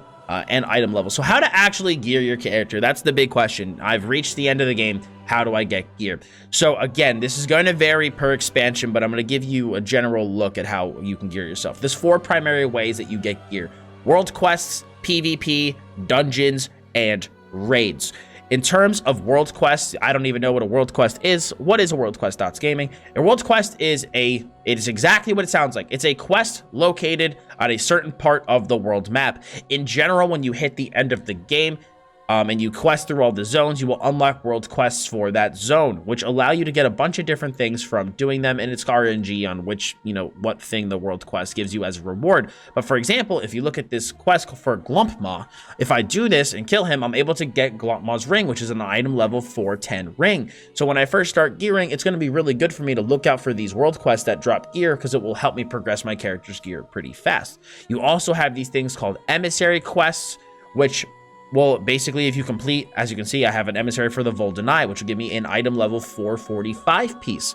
If I do 4 of the world quests for the Voldenai, I'll unlock this emissary cache. I can then go to the emissary, turn it in, and get that armor piece. So paying attention, especially at the beginning of expansions or right when you're first starting your gearing process, paying attention to the world quests and the emissaries to see, who offers what gear it's a really good thing to pay attention to. But once you graduate past world quests, you're going to be looking for that next step. And for most people, it's going to be one of these 3 things or multiple of these 3 things. Like I said, PvP, dungeons, and raids. In terms of raids, the more difficult the raid, the more of a chance you have to actually, or the better the gear will be, excuse me. So obviously a mythic difficulty raid is the highest, will drop better gear than a LFR raided dungeon, which is the one that you can just, or excuse me, raid, which is the one that you can just queue for. So by running the different raids, you can get gear from those. Harder the raid, better the gear. Same thing with dungeons. There's normal dungeons, there's heroic dungeons, there's mythic dungeons, and there's mythic plus dungeons. I'm going to explain this more in the dungeon section, but again, similar to raids, the harder the dungeon is, the better gear will drop from the dungeon. Also, now this part's going to vary, like I said, based off the expansion. There's usually a chest or a cache or a vault or somewhere in the different expansion that will give you better gear based off of the hardest difficulty dungeon you have done for that week. It has a chance for a random piece of gear. So in addition to just, you know, being able to get gear from the dungeon, you also will have a chance at a random piece from this cache or vault or whatever based off of the highest difficulty dungeon you have done. So you're going to want to try to do as high of a mythic plus dungeon for the week as you can to make the piece that you can get from that random item cache as good as possible. Now, the final activity you can do for gearing is PvP, and PvP gearing has varied a lot over the last couple expansions. Blizzard has been changing the way that PvP gearing has been done for a while, but in general, you earn this currency from doing ranked PvP activities called conquest. Now, as you fill up this conquest bar, you're able to get a piece of gear, and if you fill up the conquest bar and earn conquest, you're able to get a random piece from a cache or from a vault or somewhere. It's very similar to the Mythic Plus, where once you get so much conquest for a week, you're able to get a piece of gear, a random piece of gear related to PvP. Now, this is a specific mention to Shadowlands, and hopefully this is the way it stays moving forward, by also earning honor points from unranked PvP or conquest points from ranked PvP. There also will be a vendor located in the main city hub for the expansion that we are in at any given time that will sell you PvP gear and could potentially upgrade it for you. That is what it's going to be looking to be in Shadowlands. We're still learning more about that system, but the general thing for PvP gearing is unranked PvP can give you some gear. Ranked PvP will give you better gear, and the higher your rating in ranked PvP, the better gear that you can get. Unfortunately, at the time of recording this, all of it is RNG, but it is looking to we're looking to have a little bit more choice in Shadowlands, but I don't want to, go over those systems too in depth because those are still in development. But it's just, for this section, I just really wanted to explain the different avenues and the different ways that you guys can get gear at the end of the game. So, you can understand that the progression is going from world quests to either like, let's say mythic zeros, which are just basically the base level mythic dungeons, and doing maybe like an easier raid. And then from there, you're going to want to get into ranked PvP, the mythic pluses, and then higher tiered raids. It's just kind of like that vertical progression that way. If you have any questions about this, feel free to leave a comment below, and I could do my best to explain it a little bit further.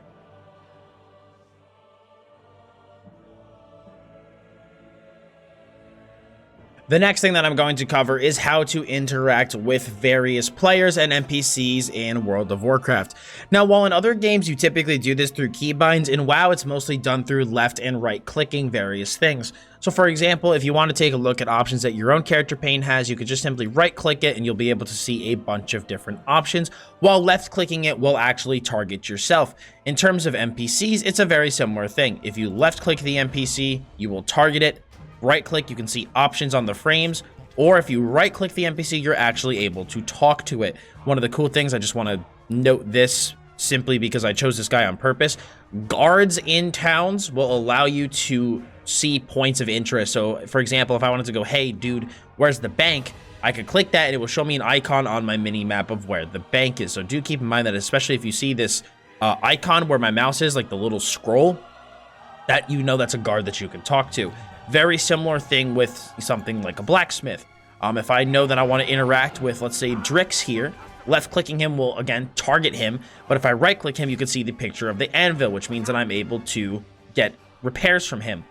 Similarly with this person on my right, Mojudishu, again, left click will target. The bag means that this is generally a vendor or somebody I can purchase something from, so by right clicking, I can interact with what that person has. Now, besides just the interaction with NPCs, if I was looking at, let's say, an enemy NPC, left-clicking again would target it, right-clicking would then initiate my auto attack. So if I am at a, using a bow, it'll initiate my bow auto attack. If I'm in melee range, it'll initiate my melee auto attack. So we're going to discuss that a little bit more in the combat section. In terms of actually interacting with other players, if I walk up to a player and left-click them, it'll bring up that person's name and character portrait. If I right-click the player, again, if they're an enemy player, I will be able to attack them. But again, for actually interacting with the player, you're going to want to right-click their portrait right here. So by right-clicking the portrait, you can see the option to invite, whisper. You can inspect them to see what gear they're wearing, what talents they have, things about their PvP rating, etc. You can compare achievements, trade. You can do this thing where you follow them. So for example, if you're running from point A to point B and you don't want to, control your mouse and you just want to allow that person who's leading to lead you, you can follow. Challenge them to a duel, a pet battle duel, which I'll go over a little bit later. You can then move the frame entirely, report player, copy character name, cancel. So you have a lot of different things you can do, but generally, again, it's done through left-clicking and right-clicking the various frames.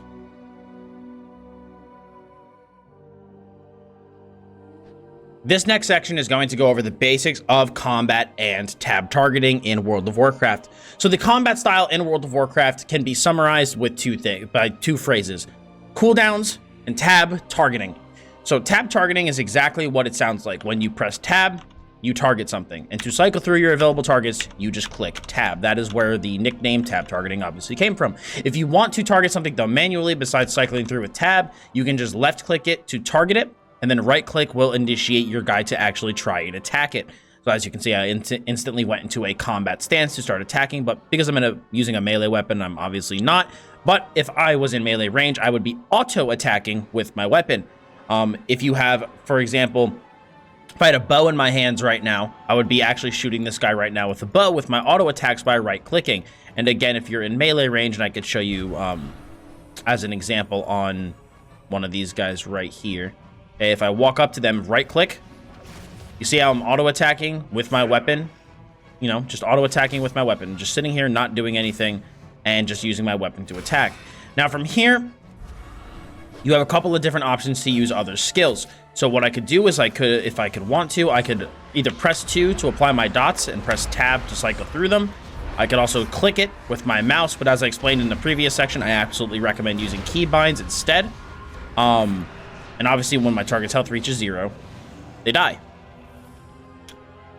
It's the WoW's combat in general is pretty simplistic. It's not like in terms of its face value. It's not like other combat systems where you have to learn how to dodge and block and do those things actively, which is called action combat. This style of combat, you don't have to aim anything. You pretty much just, click your skills. They automatically lock on and attack your target. So by just simply pressing my 4 key now, I'm using my Mind Flay. I can press tab to switch my targets, apply my dot, press my 1 key, press my 4, and then targets die.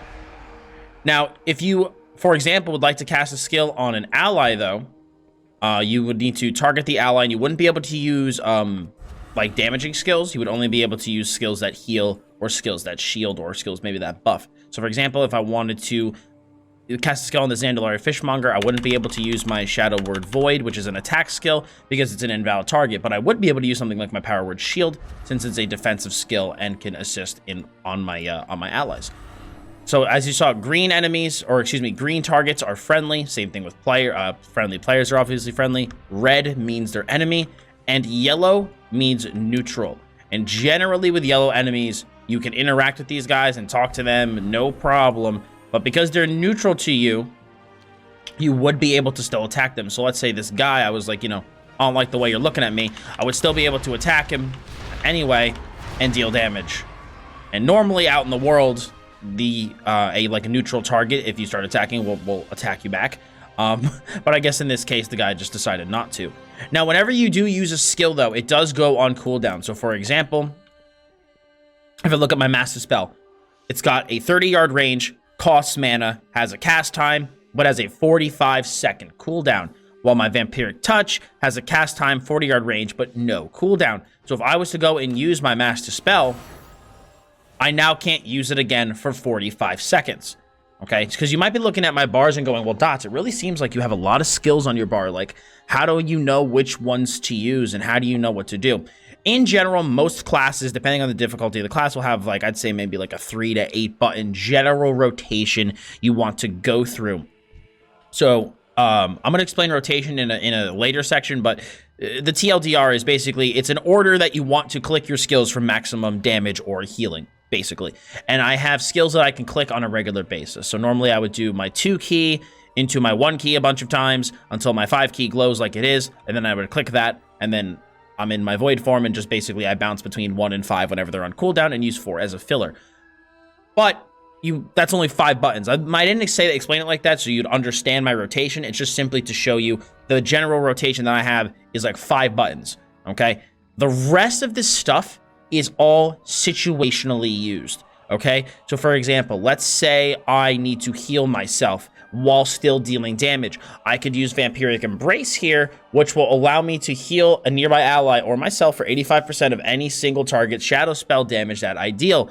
Let's say I want to go into my burst and deal a lot of big damage. I can use my Shadow Fiends to summon a Shadowy Fiend to attack my target for 15 seconds. As you can see, though, this has a 3-minute cooldown. So I want to use this skill really, really sparingly and only when I absolutely need it. Same thing with Vampiric Embrace. It has a 2-minute cooldown. So I really should only use this skill when I absolutely need it.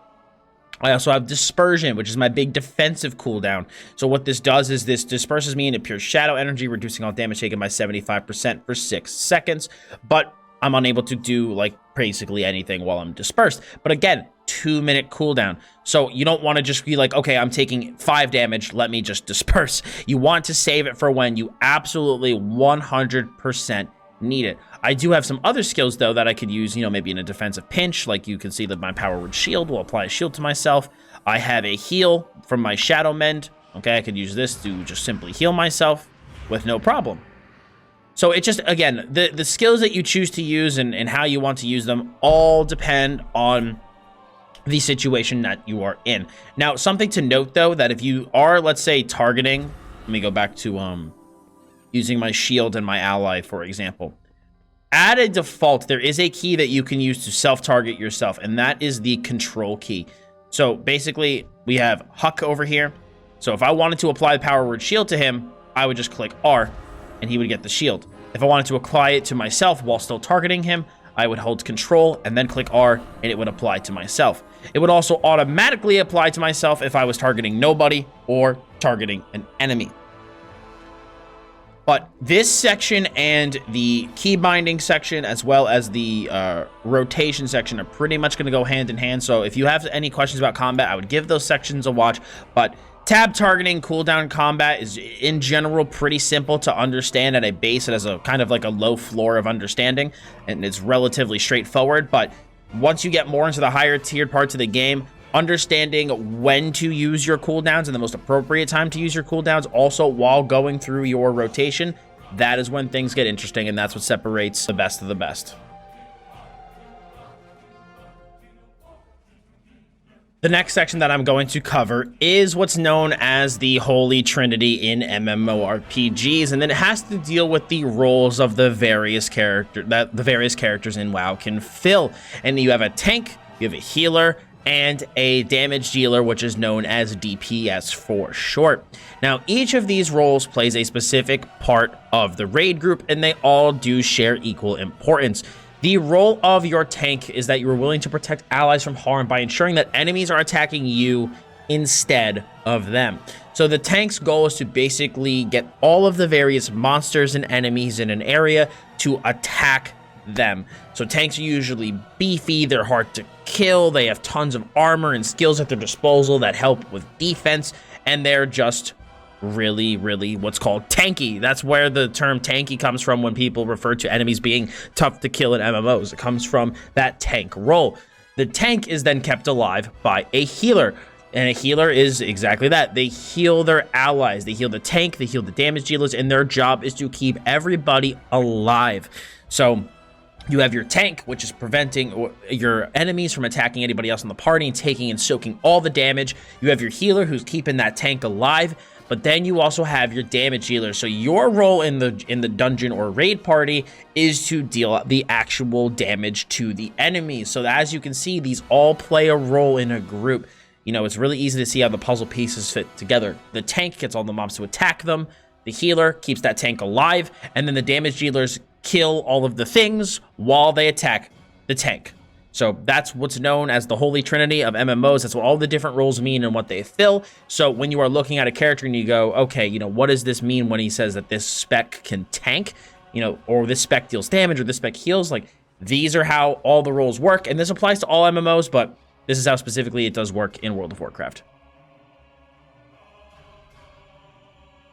The next thing that I'm going to cover is specializations and talents. So I did kind of go over this a little bit in a previous section, but I just want to cover really quick what specializations are again. So specializations are basically like a subclass for the class that you're playing. So for example, I am playing a priest, and I have a choice of 3 different specializations that I can choose from. I have a shadow damage dealing priest, I have a discipline healing priest, and a holy healing priest. And the way that discipline and holy go about healing is different. They have different skills and access to different things. And like I said, it's just kind of like the subclass for your main class. If you want a full list of the classes and specializations, I recommend going back to section 6 and giving that a watch, where I go over all the different classes and specs and give you a rough idea of what you can expect from each class. But once you choose your spec, which can be done at level 10, from there, you get to choose your talents. Now, the talent tree here is going to look a little bit different come Shadowlands. Right now, I am making this video in Battle for Azeroth, so it will look a little bit different in terms of the levels here on the side. But take those numbers aside. Basically, what a talent tree is a choice of 3 different talents per tier, and it either gives you access to an additional passive ability or an additional active ability, or maybe it changes one of your active abilities into something else. Basically, every so many levels, I'm not really sure what these breakdowns are going to be come Shadowlands, but right now it's 15, 30, 45, 60, 75, 90, and 100. You know, I don't know if this is going to be how many levels this will be, but regardless, you get your first talent at level 15, and then every X number of levels, you would get an additional talent. So for example, on my 30 talent tier, I could choose between having my shields make me run faster. I have a option to make my vampiric embrace have a lower cooldown, or I have an option to have my dispersion have a lower cooldown and heal me. I can only have one of these active at a time, and I need to be in a rest area to change these talents. So I'm going to go over rest areas in a later section, but basically any main city or an inn is considered a rest area. And I know as I say that, I run the wrong way, just to show you guys what it looks like. But basically, your talents really help define your character's build, along with your stat choices, like I mentioned in section 14. You know, your stats play a huge role in your character, and certain characters have better stats than others. But when it comes to talents, talents play a huge role as well. So for example, let's say when I PvE, I like to use Shadow Word Void. It deals a lot of damage, but it has a cast time. And generally when I play Arena, I'm the one always getting attacked by enemies. They might interrupt my spell cast, so I like to use Shadowy Insight. So my Shadow Word Pain, one of my dots, has a chance to make one of my skills that deals instantaneous damage, but it does have a cast time, has a chance to make it instant cast. So as you can see, the different talents fill different niches and serve different purposes depending on the type of content that you're dealing with. But like I said, basically talents just give you access to more passives. They augment your skills. They can morph them into different versions. Like as you can see, this will replace one of my skills with a new one. So it just gives you access to more things. You also will have access to PvP talents. During Battle for Azeroth, you have access to 4, but come Shadowlands, it's looking like you're going to only have 3. You won't have this Gladiator's Medallion. That'll be from an item, but you will get these 3 additional skill passives. And again, you can choose between having more passives, or you could choose to get additional skills. So I could get the Siphene skill or the Driven to Madness passive. It just depends on kind of what I want for my particular build and depending on what I'm doing. And these things are only active in PvP combat, or if I have War Mode turned on, which I explained in the user interface section. If I turn on War Mode back in Orgrimmar, I will get access to these talents out in the world. Not in dungeons, but out in the world. But this is just a quick overview of what specs and talents look like and how they are going to be incorporated into your character's build.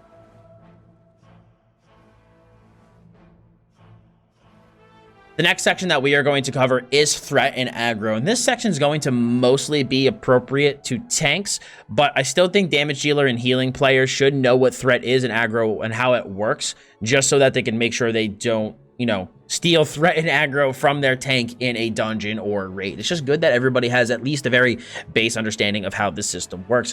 Now, I'm going to use the wowgamepedia.com, their article on threat, because I think it does a really good job at explaining it, but I do want to expand on some things and just maybe explain some things a little bit more simply, just so that they're easier for you guys to understand.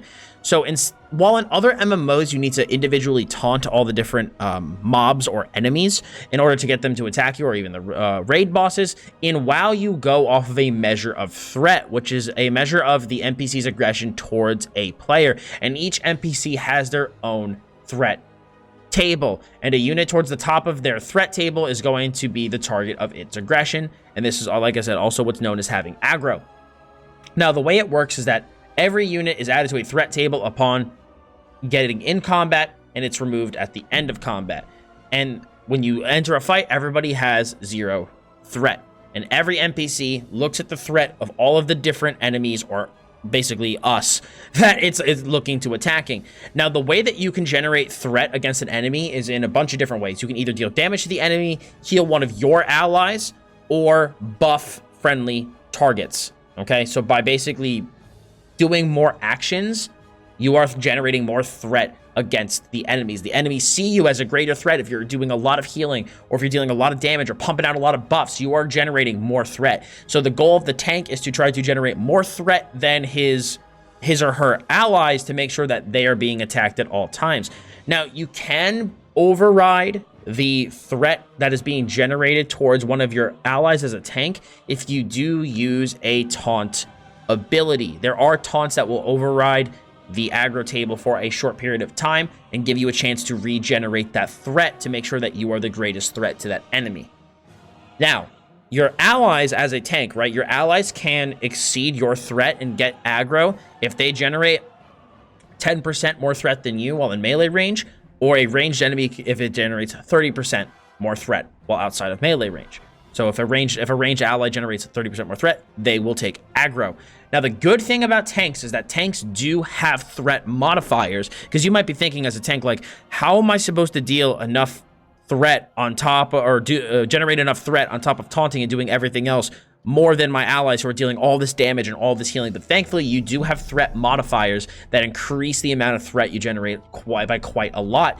And each class has its own threat generator. So, for example, tanks have a 5 times threat modifier from Blood Presence for DKs, Bear Form for Druids, Stance of the Sturdy Ox for Monks, Defensive Stance for Warriors, and Righteous Fury for Paladins. So you're always going to want to keep those things up to make sure that you are greatly increasing the amount of threat that you are generating against your enemies. And many roles have the abilities to reposition themselves within a threat table. Like I said, threat tanks will elevate themselves to the top with taunt. Now, good thing as DPS and healers, okay, is that you will have access to certain skills, not all classes do, but some do, that have the ability to either put your taunt on, or put your threat on somebody else, or reduce threat. So for example, I play a priest, so I have access to fade, so it removes all of my threat for 10 seconds. So for example, if I start getting attacked, and maybe I'm only 1 position ahead of the tank in the threat table, if I just fade, it removes all my threat, instantly puts the tank back at the top. Same thing with misdirection. As a hunter, you're able to, let's say you're generating too much threat, you can misdirect to your tank, and all of the threat that you generate is now generated towards the tank. With Tricks of the Trade, which is a rogue skill, basically the same thing. Redirects all threat you cause towards a different party member. So again, you would use that on your tank. And you could also completely drop threat if you were to go invisible or become, not seen by your enemies anymore. So you're using invisibility for mages or vanish from rogues, which is a good way to do that. But that is basically how tanking works. I'm going to just summarize it in a little bit of a more simplistic way too, because I did kind of just read through the article and give some little, annotations along the way. But the quick and dirty version is that you need to just generate more threat than your allies. Threat is generated through taking a bunch of actions from attacking to buffing to healing. As a tank, you have skills and passives that make you generate more threat than others. So while you're dealing damage, you can make sure to deal the most threat, which will then cause you to have aggro. But if for some reason an ally does take aggro from you, you do have taunts to make sure that you can override that aggro to make sure that the enemy is only attacking you, so you can generate more threat against it.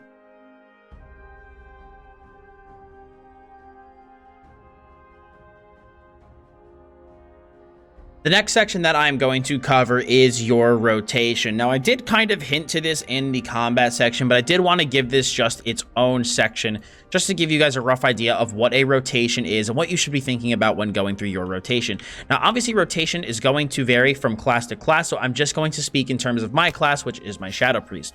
Now, a rotation is defined as an optimal way to click your skills to do your goal most optimally, whether or not that is dealing damage, healing, or generating threat. Your rotation is just clicking your skills in an optimal order on a rotation to do things the most efficiently. But what that really means is, like, you go through it multiple times. So it's not like you just do it once and bam, you're done. You have that rotation. It's a literal term. You rotate through it. You do it over and over and over again, and it's the most efficient way to deal damage. So for me, as a Shadow Priest, my general rotation would be to apply my damage over time skills, use my instant cast skill, Mind Flay, which is like kind of like my filler, until this skill comes off of cooldown or I get into my Void Eruption. I then use my Void Eruption and then basically just alternate between using Shadow Word Void and Void Bolt. And then if I need to fill at any point, I could use half a Mind Flay, but then I basically just bounce between these things until the Void Eruption runs out, and then I rinse and repeat and go through that full rotation. When I'm obviously trying to go for more big burst damage during maybe, let's say, a boss fight, I can then use either things like Shadow Fiend to generate even more damage. I could use Memory of Lucid Dreams, which is an Azurite trait that I have to, an essence that I have to generate more of one of my resources that just keep me in my Void form, which is like my damage dealing form. Keeps me in that form for a longer period of time. So your rotation, again, will generate will vary per person, per spec, per class. But that's just kind of what it is. So, you know, when you do see like guides and stuff talking about rotation, like that's what that means. So just to give you an example, we go dot, instant cast. This guy died really fast, but then I go Mind Flay. This comes off cooldown, so I use it again. Mind Flay. Okay, now we see I have my Void Eruption. So I go Vampiric Touch, Void Eruption, Shadow Word Void, Void Bolt. I would have used half a Mind Flay there, then Shadow Word Void, Void Bolt, and then only refresh my dots when they need to be refreshed. So as you can see, it's just finding the most efficient way for your class to deal damage. That's basically what a rotation is. Same thing applies to healing. You go through your heals, you apply them in a certain order, you know how to layer them. Technically, though, healers and tanks, so it'll be a little bit more situational. They don't have as much of a set rotation as damage dealers do, but still, they do, to a certain extent, have certain heals that they want to use in certain situations and rotate them to keep things as layered as possible on their allies. But just wanted to give you guys a quick rundown of what it is, and so that when you see that term being thrown around, you know what it means.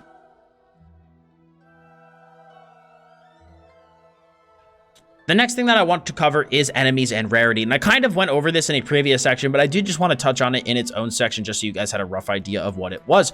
So enemies that have their health bars are red, and you can see that they are red, and then you have the sword icon when you hover your mouse over them. That means they are an enemy unit. If you walk by them, you will generate aggro, and they will start attacking you. Just to kind of show you, if I walk near this guy, instantly starts attacking me because I'm within his aggro range, and I did explain aggro in a previous section, so if you want to know what aggro means, you can just feel free to go give that section a quick watch. So, besides enemy units, you also have neutral units. Neutral units will not attack you unless you attack them. You're able to attack them, but you're also able to interact with them and have a friendly interaction with them. But if you do choose to attack them, they will become hostile to you and start attacking you instead.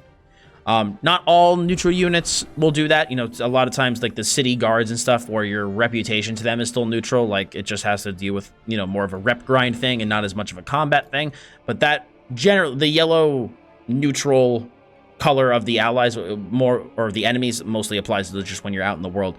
Now, Allies that have a green health bar or have green names to you, that means that they are friendly. They can't be attacked. You can't, attack them or mess with them at all. You can, though, heal them and buff them, but it just means that you're able to interact with them in a friendly manner and they won't attack you if you walk by them. Now, if an enemy has a gold dragon around their unit frame, it means that they are an elite enemy, so they're going to be a much tougher enemy to fight. So, for example, all bosses when you're in a dungeon will be an elite enemy. All of the trash mobs will, a lot of the trash mobs will be too, but just in general, an elite thing here, this just means that it's a much tougher enemy than, let's say, something that doesn't have the dragon. Now, if this dragon was gray and not gold, it would mean it's also an elite quality enemy, but that it's rare, so it's doesn't pop up as frequently, has a much lower spawn timer, and generally will have a chance to drop some special loot, so you can feel free to kill rare enemies when you see them to have a chance at special loot. But that's just a quick overview of the different ally and enemy types that you'll see in game, like what the dragon indicators mean and how you can interact with different NPCs in the world. The next section that I want to cover is healing. Now, I did explain earlier in the Holy Trinity part of the guide that you will, in dungeons, have a specific person in your group to actually heal you, called the healer, so that when you take damage and lose HP, they can heal you back up to full. But let's say you're just out in the world questing, and you're by yourself, and you're out questing and stuff, and someone starts to attack you and deal damage to you. Let me just, try to actually take damage from these things. I'm just going to show you as an example, what you can do when you take damage. So let me just have all these guys actually deal a little bit of damage to me. As a class that has the option to heal itself, you can just simply use your own heals. So for example, I can just simply use my Shadow Mend. Now that I finally took a little bit of damage, I can use my Shadow Mend and heal myself up back to 100%. I could also just use my damage shield and shield myself from these guys' attacks. So I have a lot of options that I could do, but what if, let's say, you're like a warrior or something, and you don't have a lot of self-healing at your disposal? What are you supposed to do when you take a lot of damage out in the world, and you can't heal yourself back up? Well, you have an option to actually eat food. So, for example, I have seasoned loins, which will restore health and mana over 20 seconds, and I must remain seated while eating. So let's say, for example, I'm out, and I'm fighting enemies, and I need to heal up, and don't have heals. I could just quickly sit down, outside of combat, eat some food, and it will regenerate my health back to full quickly, and then I can go back out and get into the fight. You also have certain classes that can generate food through their skills, like mages can generate mana buns, and you also have a class like a warlock who can generate something called a Hearthstone, which gives you an item where when you use it, you heal yourself for a certain percentage of your HP. So these are just some of the different ways that you can heal yourself in WoW, and there's just things to keep in mind when you're in out on your adventures or in a dungeon party.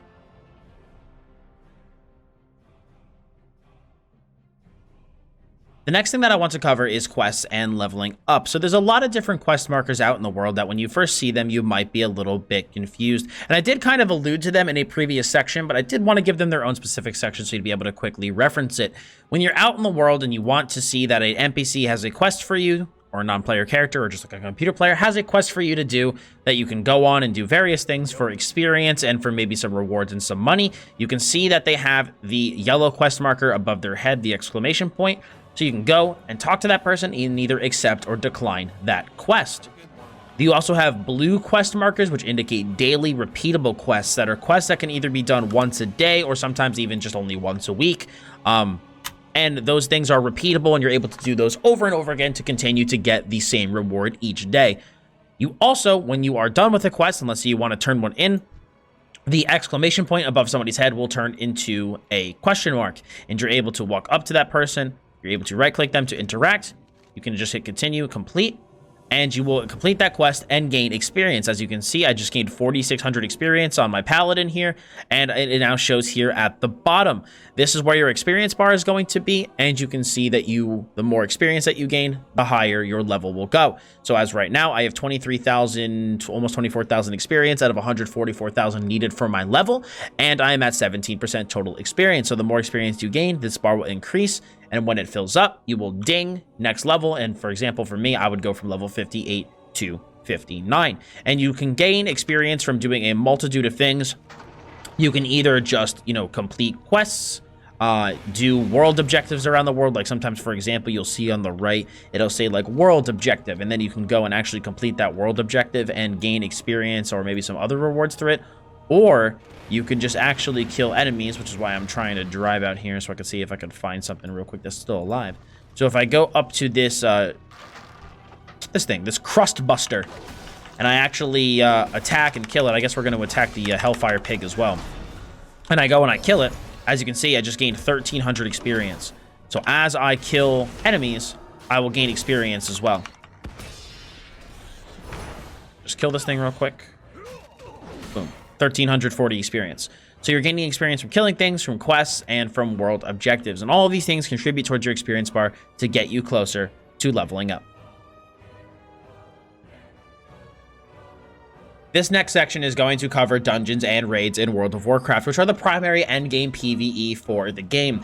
Dungeon party sizes are 5 members, where you have 1 healer, 1 tank, and 3 DPS. And the difficulties scale from anywhere from normal, which is the lowest difficulty, heroic, which is the middle difficulty, and mythic, which is the hardest difficulty.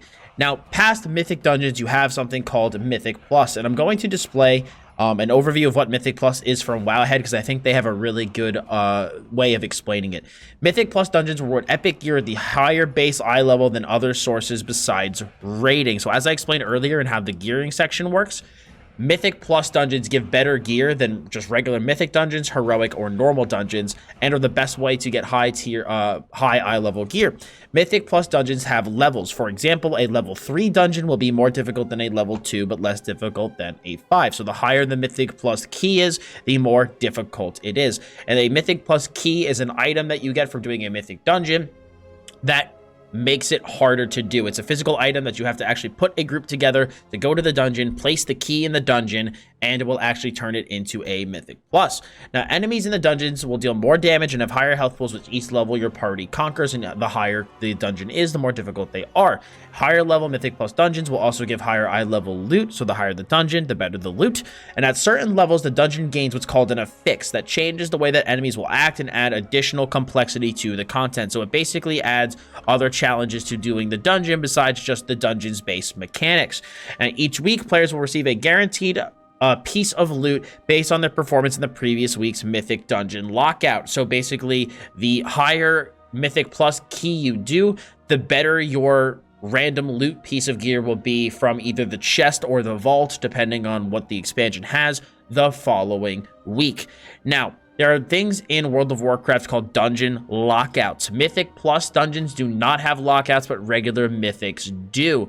And what that means is that you can only actually do a Mythic dungeon once per week, but Mythic Pluses do not have the same type of lockout. Only the regular Mythics do.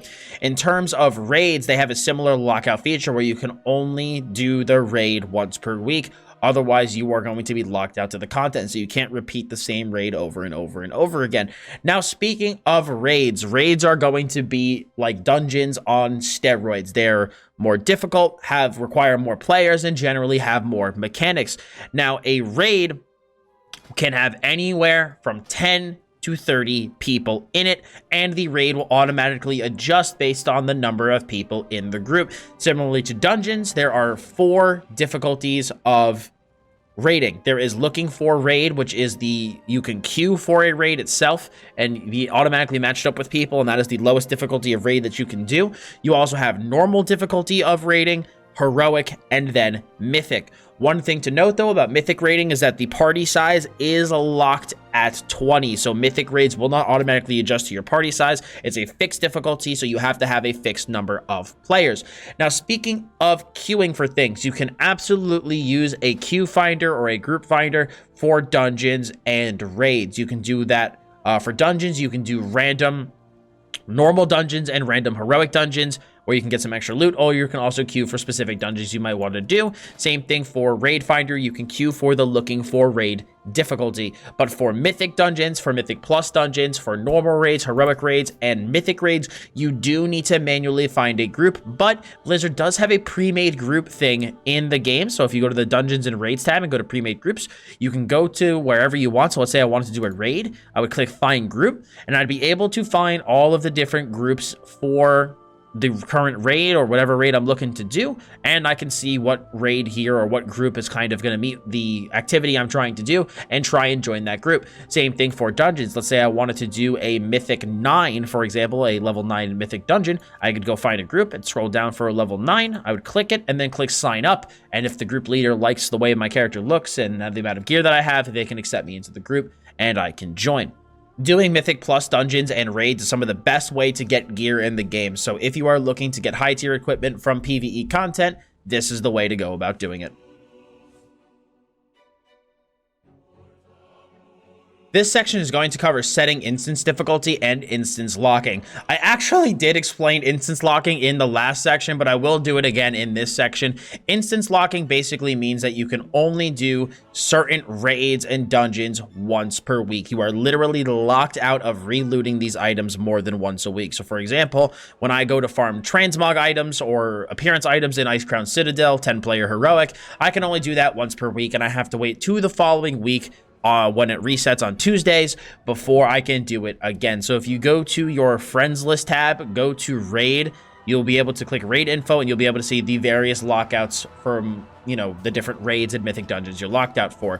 Do note that you can be locked out of mythic dungeons and raids. You cannot be locked out of mythic plus dungeons. So that is something to keep in mind.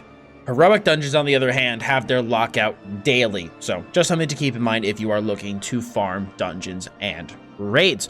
Now, besides the lockouts themselves, we also do have manually setting raid difficulty. So if you want to set the difficulty for an instance that you're about to go into, you're going to right-click your character's portrait and scroll down to dungeon difficulty or raid difficulty, and from there you're able to set what you're looking to do. So if you'd like to do a heroic raid, you can select heroic from raid difficulty. If you want to do a mythic dungeon, you select mythic from the dungeon difficulty. So by right-clicking your character's portrait and scrolling here, you're able to set the difficulty of your instance for your group's party.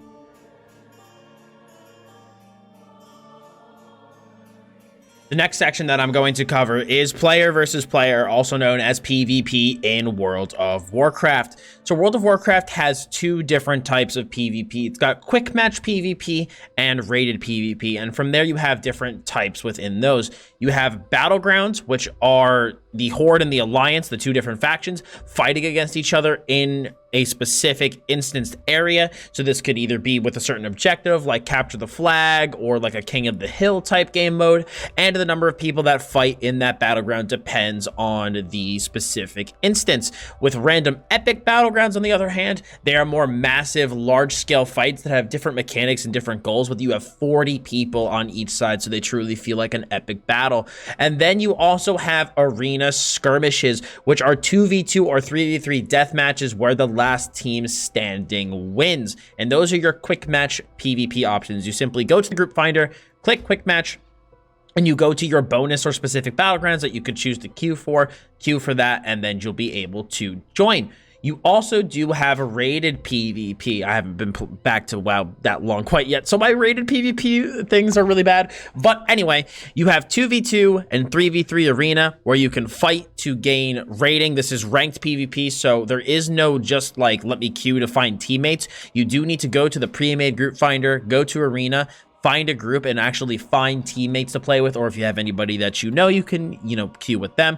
But then once you have your, 2-man or 3-man group, you're able to actually queue for the arena. The join battle button will glow and you'll be able to click that and join the battle. And throughout the course of the ranked season, you will be able to gain rating, and as you do the stuff weekly, you can also gain items from it. You also can get a mount each season for being above a certain rating. You can also get all these cool new titles, other mount rewards, special cosmetic things, etc. for being highly rated in arena. This is my favorite type of gameplay, so I really do enjoy it. You also do have rated battlegrounds, which are like these random battleground matches, but with a ranking assigned to them, and there are 10v10 game modes. And again, if you do want to look for either a rated battleground team to fight for or an arena team to fight on, you can simply go to the pre-made group tab and look for a group there. Another thing to note about PvP too is that, let's say this will mostly, I feel like, apply to the Horde. If you are playing on the Horde side and you're noticing, hey, these queue times are taking a really, really long time, what you're able to do is you're able to go to one of the cities known as Dalaran, and you are able to go into the sewers and talk to somebody in order to make yourself a mercenary. So by going to the Dalaran sewers and then talking to Sergeant Wilson, you're able to talk to him and queue for the Alliance in a battleground. On the flip side, though, you could also, if you would like to, queue as the Horde if the queues are ever imbalanced. And when you do swap sides, you do get a corresponding ratio to your race, so it will be replaced by something else. But this is just a quick overview of PvP in World of Warcraft and the different modes that are available.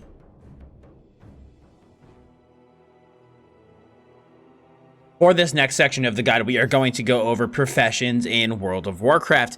Now, there are 11 primary professions and 3 secondary professions in World of Warcraft. You can only have 2 primary professions at any given time, but you can have all of the secondary professions at once, and these are on a per character basis. Now, the different professions in WoW are going to be displayed on the screen right now. You have some gathering professions and some crafting professions. Herbalism involves gathering herbs throughout the world. Mining is mining ores and stones and raw gems from veins and deposits. Skinning is skinning the corpses of certain creatures for their hides, leather, or scales. Alchemy has to do with the creation of potions, elixirs, flasks, oils, and more. Blacksmithing involves creating weapons, mail, and plate armor. Enchanting has to deal with, obviously, creating enchants for gear. Engineering has to do with creating a wide array of mechanical devices from trinkets, guns, goggles, explosives, and mechanical pets, as well as some cool utility things that you can use for your character. You have inscription, which allows you to create glyphs, playing cards, and you learned the ability to do some other things as well. I'm also going to go over some Shadowlands specific stuff in a bit. You have jewel crafting, which allows you to create gems, leatherworking, which allows you to create leather and mail armor kits and capes, and then tailoring finally is for cloth armor, bags, and things of that nature. Now, one cool thing about going into Shadowlands is that some of these professions, the crafting ones specifically, are going to be needed to create some of these starting items for the legendaries. At least it was said, that was kind of like talked about a little bit before the expansion comes out. I hope it still is that way when it comes out, but crafting professions are important for creating those items come Shadowlands, but otherwise they're just really, really good for the creation of items. Now, I know people are going to ask, which profession should I go with? As a new player, my recommendation for you is to go with 2 of the gathering professions, either mining and herbalism or some combination of mining, herbalism, and skinning. I just think it's a lot easier for, as a new player, you're questing, going through your adventures, you see some herbs, you see an ore vein, you mine it, you pick the herbs. It just allows you to gather resources while you're playing the game, sell those resources on the auction house, and make some extra cash. That's still what I prefer to do while I'm just, around doing my world quests and doing things. I just prefer to have mining and herbalism so that I'm able to just pick things up as I go. But if you want to get a little bit more into the crafting side of things, feel free to pick up a crafting profession, and you could, if you want to make it easier, also pick up maybe a corresponding gathering profession. So for example, for alchemy, pick up herbalism; for blacksmithing, pick up mining; for leatherworking, pick up skinning, etc. Could be an easy way to do things. And I could go more into the specifics of how to make more money with some of the gathering professions, but I think that's a little bit more high level for this guide, and so I kind of just wanted to stick to the surface level, talk about what all the professions are and which I do believe are the best for a new player. But I definitely would recommend, whenever you find a profession trainer, you can use the little magnifying glass on the mini map to find some. Pick up these professions as soon as you can so that you can start leveling them from early on in the game.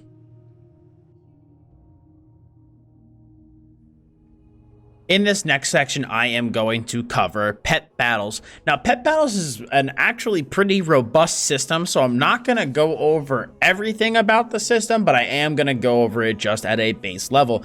The first thing, though, that you do need to know about pets, the pet system, is that it operates just like, pets do in any other game. If you want to summon a pet, you just click the pet, you click summon, and you're able to summon it, and it's able to walk around with you. But if you do choose that you want to engage in pet battles, it's almost kind of like a Pokemon type system in a sense. You can assign 3 battle pets to your battle pet slots, and you can either challenge other players to pet battles or just battle with other wild pets out in the world. Again, kind of like you would expect from a Pokemon type game. The pets have their own types with various passives, and they have things that they're strong against and things that they're weak against. They have their own abilities that have strengths and weaknesses. They have their own power, speed, and rarity. They have HP pools, they have levels. If your pet dies, it does need to be healed and revived. So this is a pretty robust system that you can get really, really in depth with. But one thing that I do like about the pet system is that a lot of the pets, the overwhelming majority, are earnable from in-game activities. So whether you're doing achievements or just looting things, you're able to get pets from a variety of sources, making people who do love collecting pets, like, you can get really, really crazy and in depth with the system. There's a lot of different types, a lot of cool pets to collect. And if you do choose you want them to battle, you can absolutely do that. Or if you just want them to follow you around and look cool, you could do that as well. The next part of the guide that I want to cover is the auction house. So the great thing about World of Warcraft is it does have a central auction house, and Blizzard has made a ton of improvements to their auction house over time. And I used to run some add-ons for my auction house, but nowadays, me personally, I don't even really feel that I need any, because the base auction house in the game does so much. You're able to basically purchase anything you want: weapons, armor, bags, gems, enchantments, consumables, etc. But I think the strength in WoW's auction house comes from the new selling interface. So basically, let's say I want to go sell these 10 Tide Spray linen I have. I just simply right click, it puts them into sell quantity 10, and it looks at the various unit prices that people have listed it at and has me list it for the lowest item price. So I can very easily just come here, right click all my items, and very, very quickly list them all for sale without having to interact with it at all, since it automatically pretty much goes in at the lowest price. Make it really easy to sell my items as fast as possible. So very, very straightforward system. Central auction house in the game. You can simply just come here in any of the faction capitals, buy what you need, get whatever you want. When you do purchase something, it'll be delivered to your mailbox, so you can just come to the mail, open this, and you will have your items in the mail. Or if you just need to come here, you could just come here, list things for sale, and then they will automatically be listed at the lowest item price available. The next section that I want to cover is mounts in World of Warcraft. In WoW, you have an absolute ton of mounts available at your disposal. Some can be purchased off the microtransactions shop, but for the most part, most of the mounts are earned in game through a variety of sources: PvP, PvE, achievements, rep grinds. It's different things for your class, for your faction, for your race. There's just so many different mounts that you can collect in World of Warcraft. So by going to the collections tab and going to mounts, you can see the wide variety of mounts that you're able to purchase. You're able to get your first mount at level 20. You're able to get faster mounts at level 40, flying mounts at level 60, and then from there, you're able to increase the speed of your flying mounts at level 70 and level 80. And you are going to need certain mount permissions to, and like learn certain mounts to be able to actually use the mounts at your disposal. There's also, as you can see, there's flying mounts, and there are also ground mounts that are specific to just, you know, riding around on the ground. But flying mounts can be used in certain zones. If you come here to a flight master, the flying trainer, you can see this person in a bunch of different cities. You're able to learn apprentice, journeyman, expert, artisan, and master riding. The apprentice riding is just like I said, the base mount riding. Journeyman riding increases that speed by a significant amount. Expert riding is your initial flying speed, and then artisan and master riding will increase it even further and make your mounts even quicker for a gold price. And like I said, this is based off of your character's level. If you do want to fly in certain places, certain of the later expansions, you are going to need to complete Pathfinder achievements. So let's say you want to fly in the Legion areas. You just Google the Legion Pathfinder achievement, and you will be able to see what the requirements for flying in those areas are. But at a base, you are able to fly around in the some of the earlier expansion zones as well as the base game zones with your flying mounts. But like I said, some of the newer expansions will require that achievement in order to fly around. But like I said, level 20 is when you get that first mount, and you won't have to walk everywhere all the time. One last point about mounts is that certain classes actually learn mount skills from their level up process. Classes like Paladins, Death Knights, and Warlocks all get various mounts from their class kit. Demon Hunters also do get a specific mount from just simply being a Demon Hunter, and Druids even learn Flight Form to be able to shapeshift into an animal of choice that is able to fly. Now, as we all know, fashion is endgame. And in World of Warcraft, your various outfit styles can be earned from looting items around the world from different raids, dungeons, PvP, etc. You're able to, whenever you get an item, you learn its style, and you're able to transmog that style onto any piece of gear that you want by going to a transmogrifier. So if you go here and go, I want to transmogrify my gear, you're able to take any gear that you have earned for that item's armor type onto that piece of armor. So for example, my Grasping Crown of the Deep looks like my Merciless Gladiator Satin Hood, which is a piece of PvP gear from like a very, very long time ago. I think this is season 2. So it's really, really old, but I'm able to make my gear look like this old gear that I really, really enjoy the appearance of. Same thing with my weapons. My weapons actually look like the Legion artifact weapon, even though I have just a corrupted gladiator's gavel on. So any single time you pick up a piece of gear, you learn that gear's appearance, and you are able to use that gear's appearance on any item of the same weight. So for example, I can't use this hood appearance on a plate armor helmet. I can only use it on a piece of cloth armor. Same thing with mail and with leather. You can only transmute leather into leather, mail into mail, plate to plate, etc. When it comes to weapons, it's kind of the same thing. You can only make maces into maces. You can't turn them into daggers. You can only make staves into staves, pole arms to pole arms.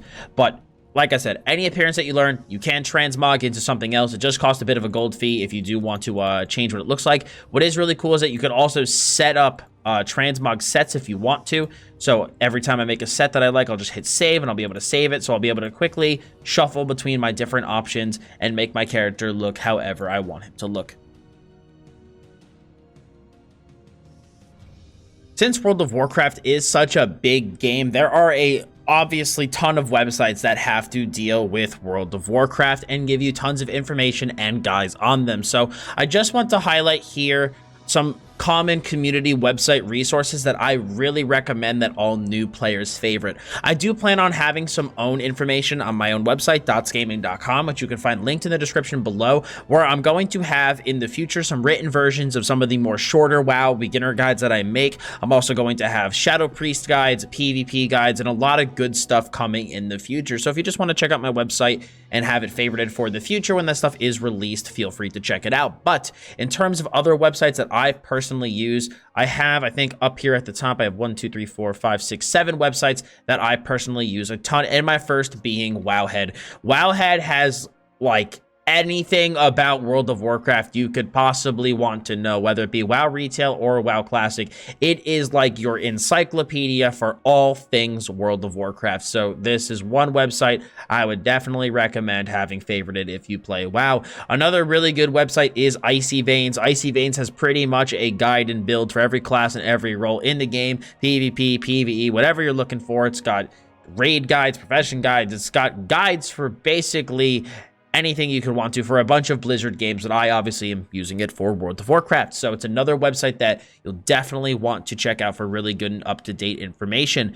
A really good website to have favorited for when you start getting, or if you start getting into end game like PvE, PvP, etc. If you want to see if your gear is an upgrade or not, if you have like a piece that's questionable and you're not sure, is Raidbots. Basically what Raidbots is able to do is it is able to simulate your character, and you're able to, let's say, compare one piece of gear on your character to another piece of gear, and it will tell you in like a vacuum situation if that piece of gear is an upgrade or not. So really recommend it. It has some other great features as well, but that's primarily what I use it for. My next favorite website is Raider.io. Raider.io is going to be your gold standard website for looking at people's Mythic Plus scores. This is used by a lot of people to tell whether or not someone is really, worth taking into a Mythic Plus or not, what their highest achievements are for Mythic Plus is, just what their general experience is. So you're going to see Raider.io score and stuff mentioned a lot, especially when it comes to endgame PvE content. So this is definitely something that you want to know about. My next favorite website that I use a lot for PvP is I use check-pvp.fr. And basically what this does is it lets you look up people's character names and realms. So you're able to look somebody up, see their PvP experience, their achievements, what their recent ratings are, and just allows you to look into people's PvP rating before you play with them to see if this is, if they're lying about their rating or something. In Group Finder, you're able to just look up their information here.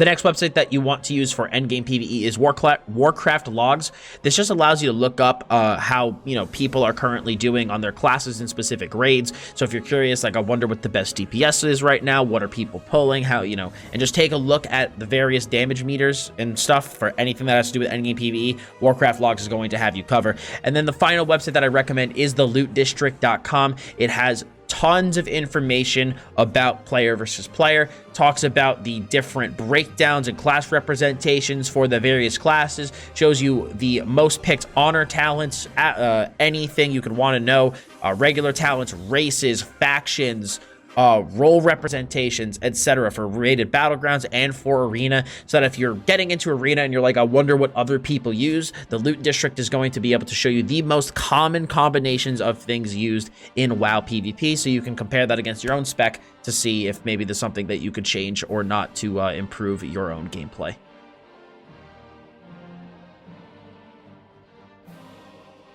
There are two types of groups in World of Warcraft. You have the party and you have the raid. A party can have up to 5 members in it, with one person being the leader. And during the party, there are no restrictions. You could also communicate to each other via party chat, and you're able to still do quests, run dungeons, do whatever you want.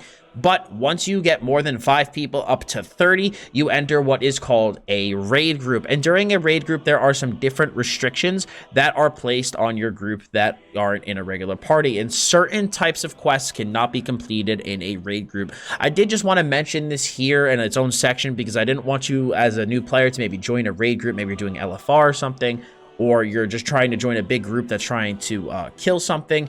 Just keep in mind that during those group sizes, certain quests are unable to be completed and others are. So just keep that in mind for when you are joining groups while you're playing World of Warcraft. Something else to keep in mind is that when you are queuing as a party, you are only able to queue as a group of 5 people for random battlegrounds, as well as LFR content. You can't go and queue into these things as a raid group. You must be in a party. You can, however, queue for rated PvP as a group of 10 people, but obviously when it comes to queuing for a quick match, or when it comes to queuing for a dungeon, you have to be in a party, not a raid group.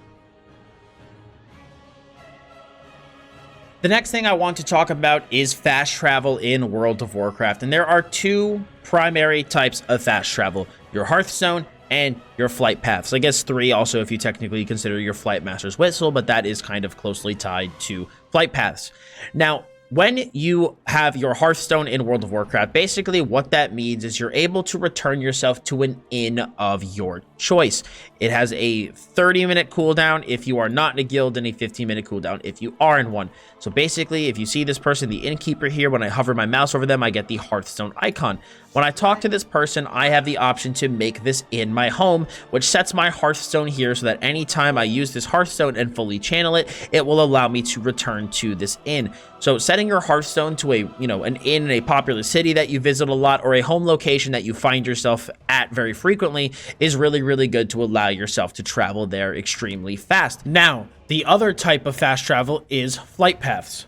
Now, flight paths are similar to fast travel in other games, where you learn flight paths as you discover them. So let's say this flight path here in Orgrimmar wasn't discovered. Doros would have a green exclamation point over his head, and by talking to him and interacting with him, I would be able to learn this flight path. Now, by clicking the flight path, you are able to travel to other flight paths you have learned. So you're able to fly all the way to these different places, but keep in mind, it does not happen instantly. You do actually go through the travel process. Now, besides flight paths and Hearthstone, you also have your Flight Master's Whistle, which is something that can only be used in certain zones, and this allows you to request a pickup to the nearest Flight Master, and it will be specific to certain zone expansions, so do keep that in mind when you use them. There are also these things for Horde cities called Zeppelins, which allow you to travel from one place to another, and if you go to the Zeppelin Master, it'll tell you exactly where it'll take you. So for example, this one will take me to Stranglethorn Vale. In addition, in the various capital cities, you also will have portals that can take you to other places too. So if you want to, you can come here, use those portals, and you can travel to a variety of different places. So those are all of the different methods of fast travel in World of Warcraft and how they can move you around the map. Crowd control and diminishing returns work a little bit different in World of Warcraft than they do in other games, and I just want to touch on them a little bit for this section, just so that you guys have a base understanding of how it works going into World of Warcraft. So for those of you who don't know what CC means, CC stands for crowd control, and basically what crowd control is it's anything that causes you to lose control or function of your character. There's multiple different classifications of crowd control. Some just prevent you from moving, some slow you down, and some completely prevent you from making any actions entirely. Now, the way that these crowd control things can be removed from your character is via certain skills. Like, for example, as a Forsaken character, I have the Will of the Forsaken that removes any charm, fear, and sleep type crowd controls from my character, and will share a 30-second cooldown with any other similar type abilities. There's also the Gladiator's Medallion that in BFA is a perk that you can get from your talent tree, which removes any impairing effect or loss of control from your character with a 2-minute cooldown. For example, that would share a small cooldown with Will of the Forsaken, that 30-second that was mentioned. And then going into Shadowlands, that's actually going to be an item that you need to equip to your character that you can bind to your bars to remove crowd control from your character. But you need to be very selective with the crowd control that you remove, because as you can see, this has a 2-minute cooldown. Now you might be wondering, well, Dots, if I remove a piece of crowd control from my character, what's going to happen if I get crowd controlled again? How is that going to work? And that is going to work off of the diminishing return system.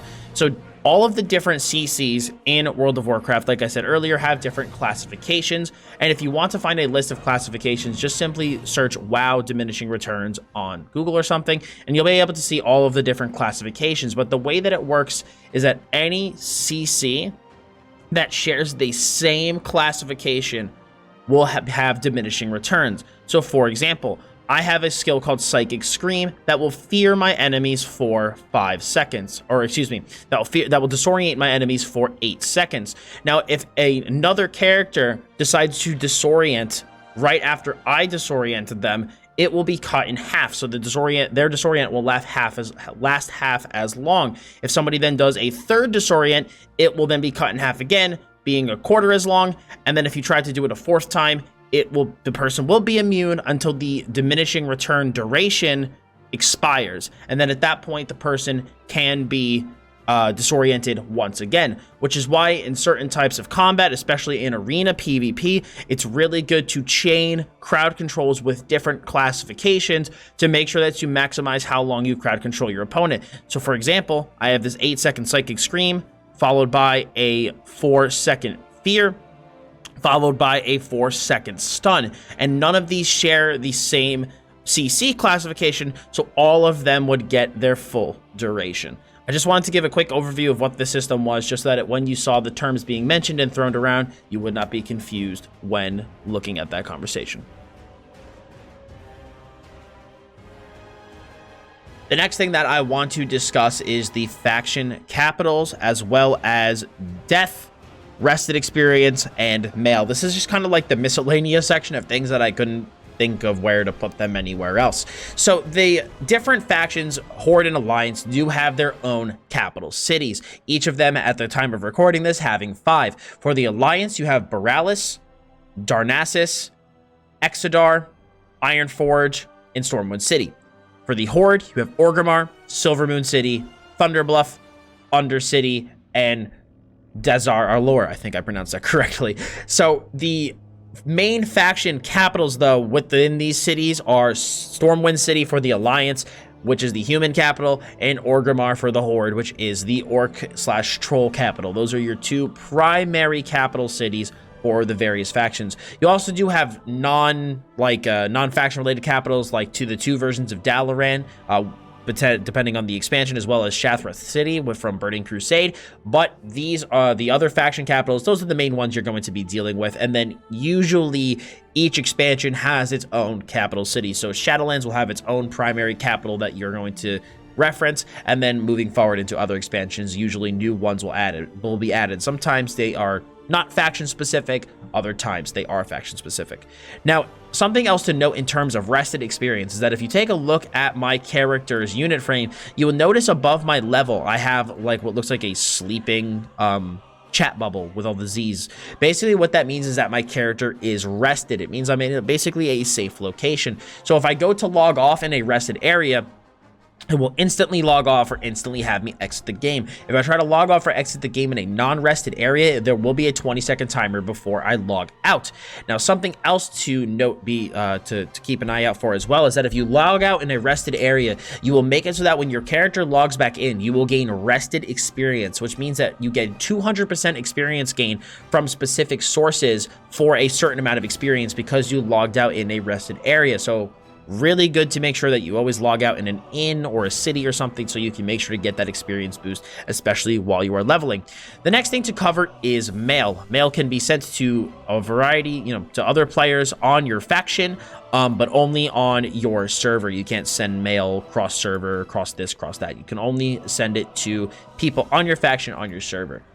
Typically, also when you buy things from the auction house, they'll come here as well. So what you could do is you could just do send mail, and you can send mail to a bunch of other places. You are, though, able to send things that are account-wide via the mail system across the different servers. So, for example, I can see my list of alts here. So if I do have something that is account-wide, for example, like my Marks of Honor, I would still be able to send those across the multiple servers. In general, though, things are for the most part, server-specific, but items that do note that they are account-bound can only be sent can be sent across your whole account. They're not server specific. You also can send things instantaneously to your guild as well. One of the guild perks lets you do that, and also mail that goes to your own character is instant, to like say an alt on your account or something. That tends to be instant, but mail to other players will take some time. The next thing that I actually want to talk about real quick before I talk about death is the binding system for items in World of Warcraft. There are a couple of different types. You have bind on pickup, bind on equip, and you have soulbound. Bind on equip means that the item is not bound to your character until you equip it. Once you equip that item, it becomes soulbound. It is completely bound to that character. Bind on pickup means that once you loot the item, it becomes bound to your character, becoming soulbound. But when you do loot an item from a dungeon, most dungeon items tend to be bind on pickup. You can, though, for a 2-hour time period, trade that item to another member of that dungeon party. But if after that 2-hour time period passes, the item is not tradable anymore, or if you modify the item in any way, it is not going to be tradable. The final option is soulbound, which you can see here on my Blade of the Black Empire. Soulbound means it is completely bound to this character, cannot be sent to an alt, anything on another part of my account, can't be sent anywhere. It is completely bound to this character. We also have the, example, the Marks of Honor. They're account bound, which means that I can't send it to somebody else's account, but can send it to any alts on my account. The next thing that I want to show you guys, though, is what death looks like. So we're going to take I think I'm going to land in the water. No way. Good, we hit the bridge. So, when you do die, I can't, man, if I landed in the water, that would have been hilarious. When you do die, you are able to basically have your spirit go into the spirit realm, so to speak. And you have two options for how you want to resurrect yourself. You either can come to the spirit healer, talk to them, and you can resurrect yourself at the graveyard. So, note what this says. If you find your corpse, you can resurrect for no penalty. If I resurrect you, all of your items will take up to 25% durability damage equipped and inventory, and you will be inflicted with resurrection sickness for 10 minutes, which greatly reduces your combat effectiveness for 10 minutes. So basically, if you don't want to deal with that debuff, you just go, you find your corpse, you stand next to it, you click resurrect now, and then you come back to life and your corpse just turns into a skeleton. But that's going to be the rest of the miscellaneous things I have covered, and I think at that point, I pretty much hit it all. So guys, that is going to be it for my World of Warcraft complete beginner guide. I've only made a guide like this for one other game when I played Elder Scrolls Online. I made this guide for that game, and it was always one of my biggest undertakings that I ever did, but it was one of my favorite videos to make simply because I understand how hard it can be as a new player coming to an MMO. The games have so many systems, so many things that are just bombarding you at once, and it can seem like it's really hard to figure everything out and how to tackle everything and what to approach and how to approach it, when you just kind of get a little bit of information overload. So my goal with these guides that I make for the MMOs that I play at any given time is that I want this to help new players get into their MMOs with as few headaches as possible so they can really enjoy the game and understand the various systems. I do understand that this guide was long, but like I did say in the intro, you know, I wanted this to kind of be like an encyclopedia where if you just weren't sure about something and you wanted to learn about it, you could just quickly come to this guide, click the timestamp, reference the section, and understand what I was talking about. But I had a great time making this. I'm so happy to be able to make it for one of my longtime favorite MMORPGs, World of Warcraft, and I really hope that you guys enjoyed this and learned a lot from it and truly feel equipped to handle your adventures in Azeroth. And I really want to thank you all if you did sit through to the closing remarks. I really appreciate you watching the video, and I hope you did enjoy it. If you liked it, of course, smack a like on it. Please share this with any friends that you have that are getting into World of Warcraft, and, you know, hopefully this can help them get started, just like it helped you. If you have any questions or comments, feel free to leave them below. Of course, subscribe to keep up to date with the World of Warcraft content I post here on my YouTube channel. I know this is probably going to be my first video back into WoW in a really long time, but I do plan on outputting an absolute boatload of WoW content in the future. I am switching to WoW as my primary game, so please feel free to subscribe to keep up to date with what I put here on my channel. I also do have a World of Warcraft Horde NA community. If you want to join, that link will also be in the description below. So guys, thank you very much. I really appreciate you watching. Good luck with your adventures of Azeroth. As always, I'm Dots Gaming, and I'll see you all in the next one.